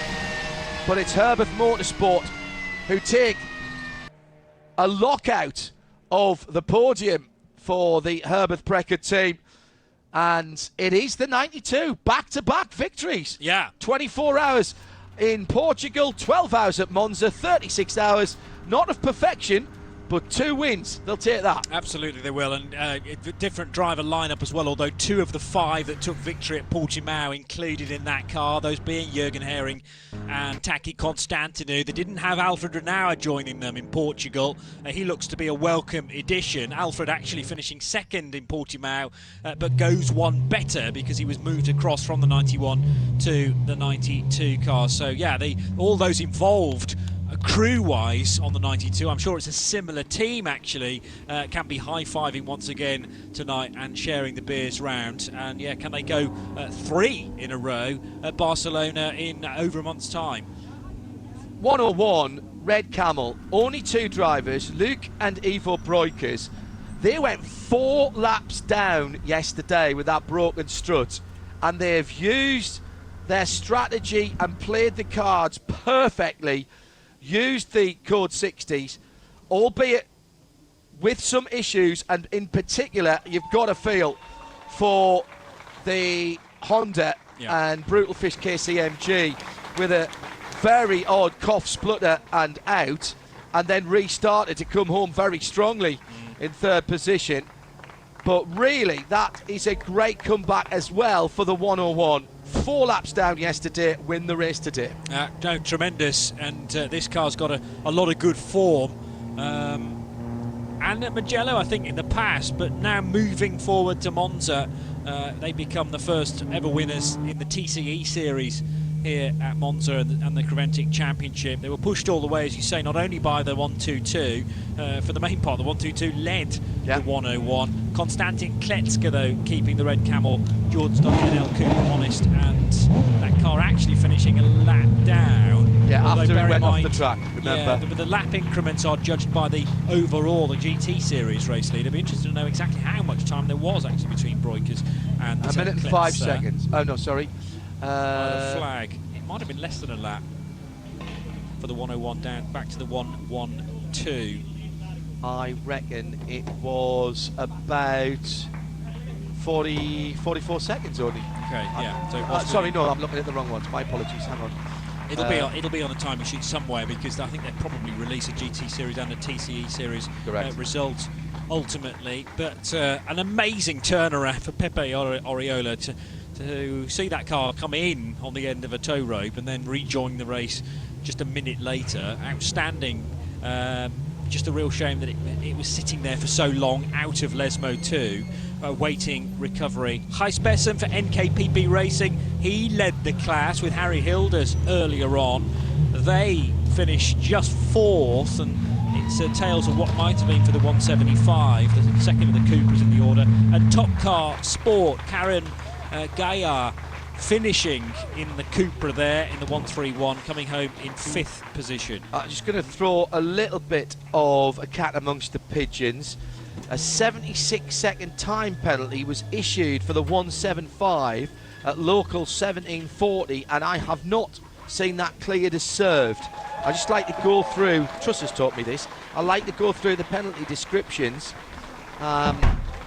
Also working on the car during a red flag for the 175 issued but not showing as served.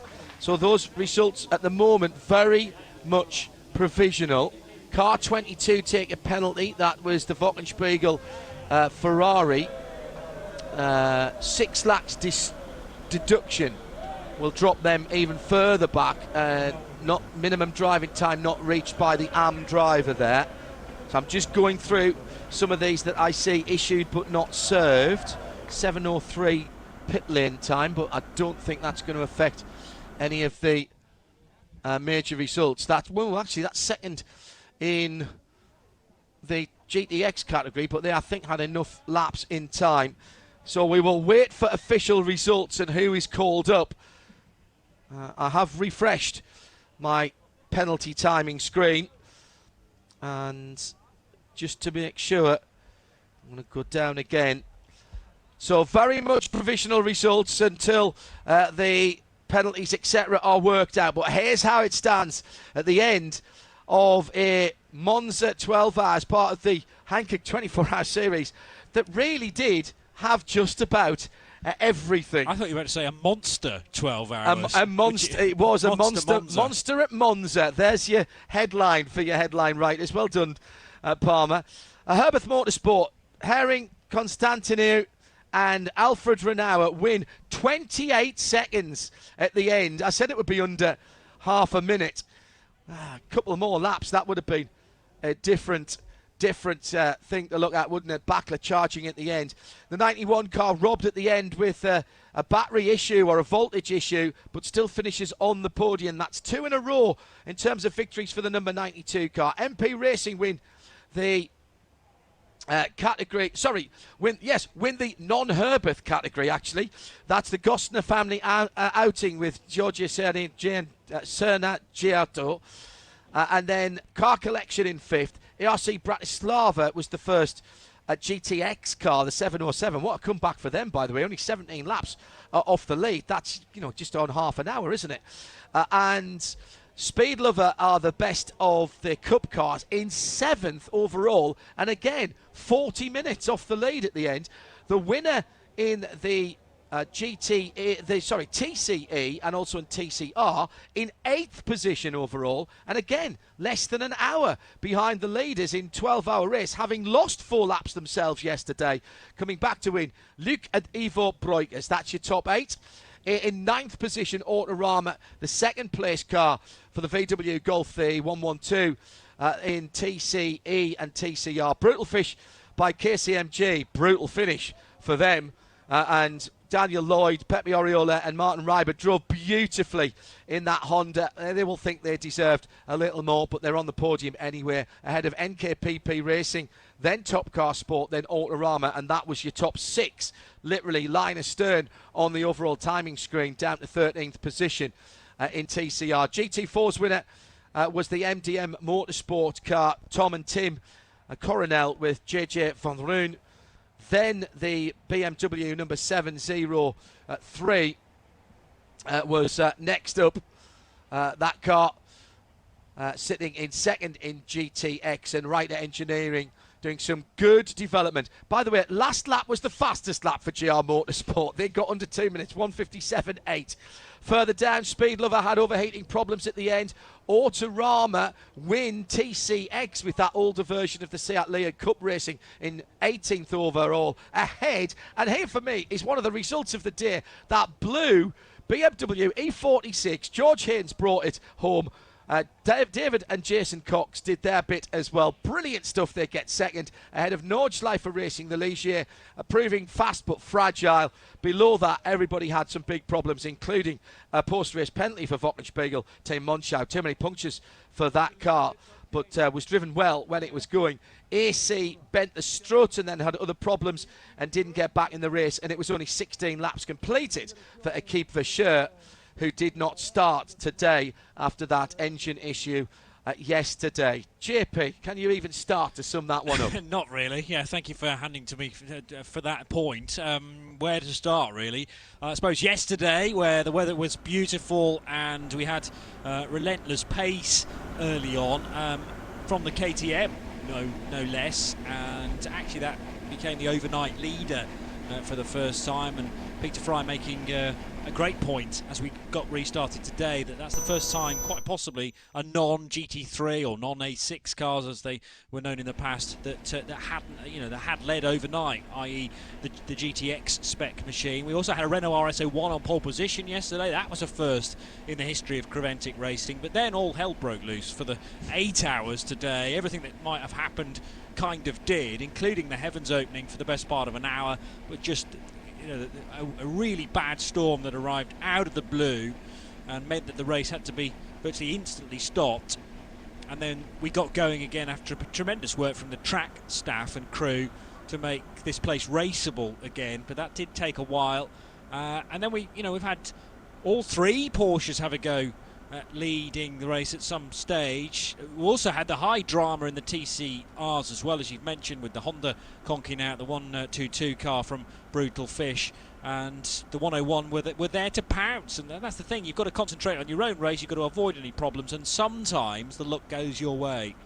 Thank you very much to 0-2-1. Brilliant stuff from you guys, particularly during the weather break, to get back online. Tim Gray was our London producer, Johnny Palmer and me, John Hindhaugh. I got to say a big thank you to everybody for Creventic and all the racing teams who put this together. I can't wait for the first weekend in September. The 24 hours of Catalonia comes next. Take a breath. What a race weekend from Monza.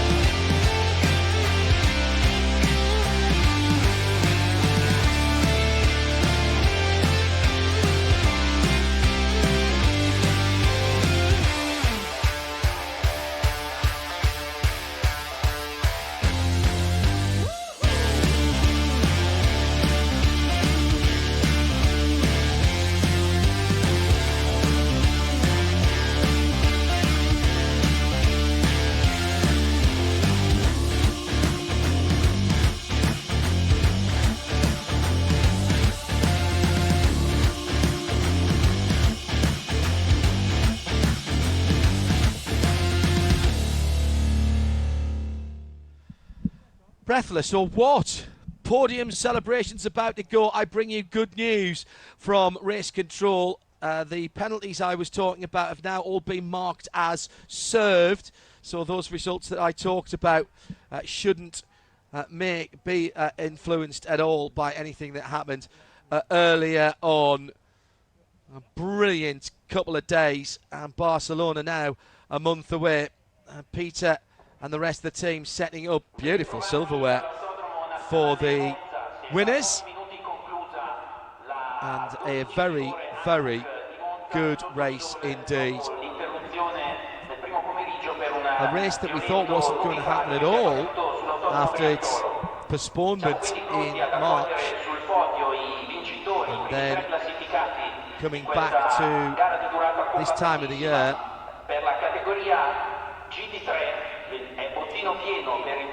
Amazing stuff from all of the teams who took part. Let's celebrate the more than 20 teams who made the effort to come here, and also celebrate the winners.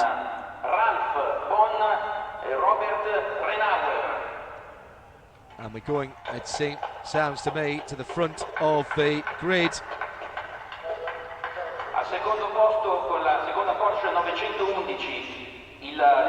Third position coming up first there, JP. Yeah, so the Herbert Motorsport combination heading to the far side, and that looks like Robert Renauer on the third step of the podium. Not sure where the rest of the team are. Oh, because in the 91, of course, Ralph Bowe may be trapped somewhere elsewhere around the circuit. Oh, and this will be restricted on the podium anyway, won't it? So only one driver from each of the cars. That makes a lot of sense. Yeah, that's a great idea. Yeah. I understand it's difficult for the other people, but what a great idea. And the national anthem of Herbert Motorsport.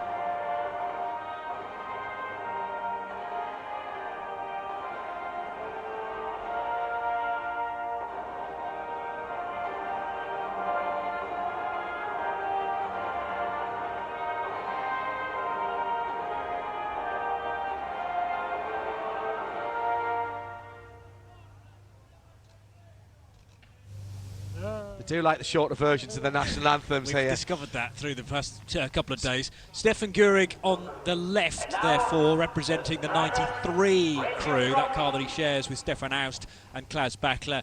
Robert Renauer on the bottom step, but on the top step, I think that's Jürgen Hering, right in the middle. I agree with that. Yeah. Taki Constantinu, excuse me, the other driver there.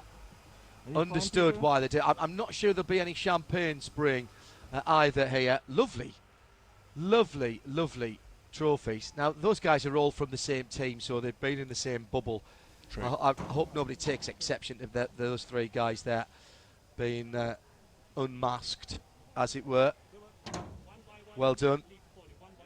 And what a great addition the 93 car is, in that blue, red and orange. So that was the overall and GT3 podium. And yeah, look, their masks are going back on before they go back down. I have no problem with that at all, JP. No, I really don't. They will have been in team meetings, I'm sure, earlier on in the weekend, and at fairly close quarters, as you say, in the same bubble. And therefore it is reasonably safe for them to be on the podium together.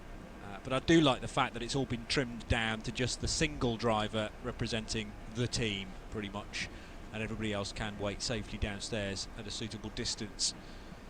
So that's the GT Series podium done, the GT3 podium as well. Not sure how many other class podiums we're going to see, but there'll certainly be a podium for the TCE Series, which should see at least one driver from Brutal Fish by KCMG, finished third. Autorama Motorsport. They might not want to go up there. Well, no, they might not be the best of moves. Agreed. By Wolf Power Racing, the Autorama Motorsport car finished in second, and the Red Camel crew taking another victory. Ivo and Luke Breukers. Really nice trophies this year. Like those.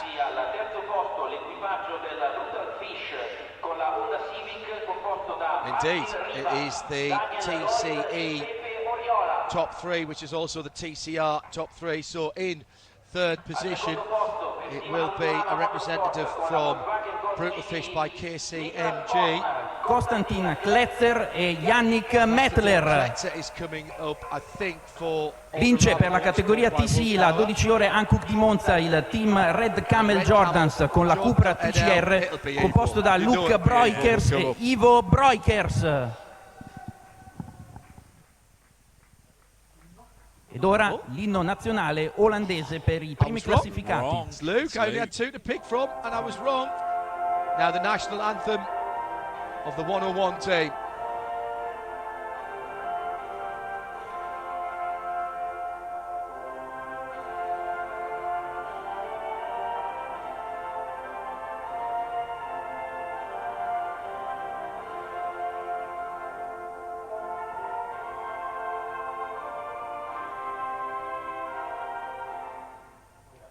And now, drivers, raise your trophies.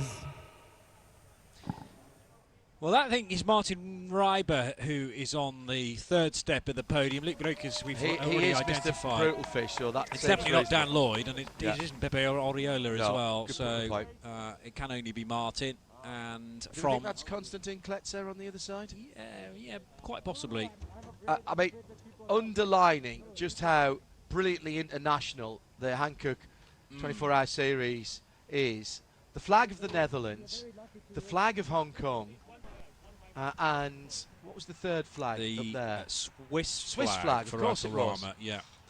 And so that's the two major podia. There will be some more celebrations from some of the classes. Well done to the 20-odd teams and drivers who came to Monza for this one. We've got a month off before we're at our traditional date, first weekend of September, the Circuit de Catalunya, Barcelona, for the 24 hours of Barcelona, another round of the Championship of the Continents as well as the European Championship. From Johnny Palmer and me, John Hindhaugh, with thanks to everyone who has worked so hard to put this together at Monza, in particular with the weather, and also at our main control room back in London. Thanks for joining us for part of your weekend. We'll see you in just under a month's time. Bye-bye.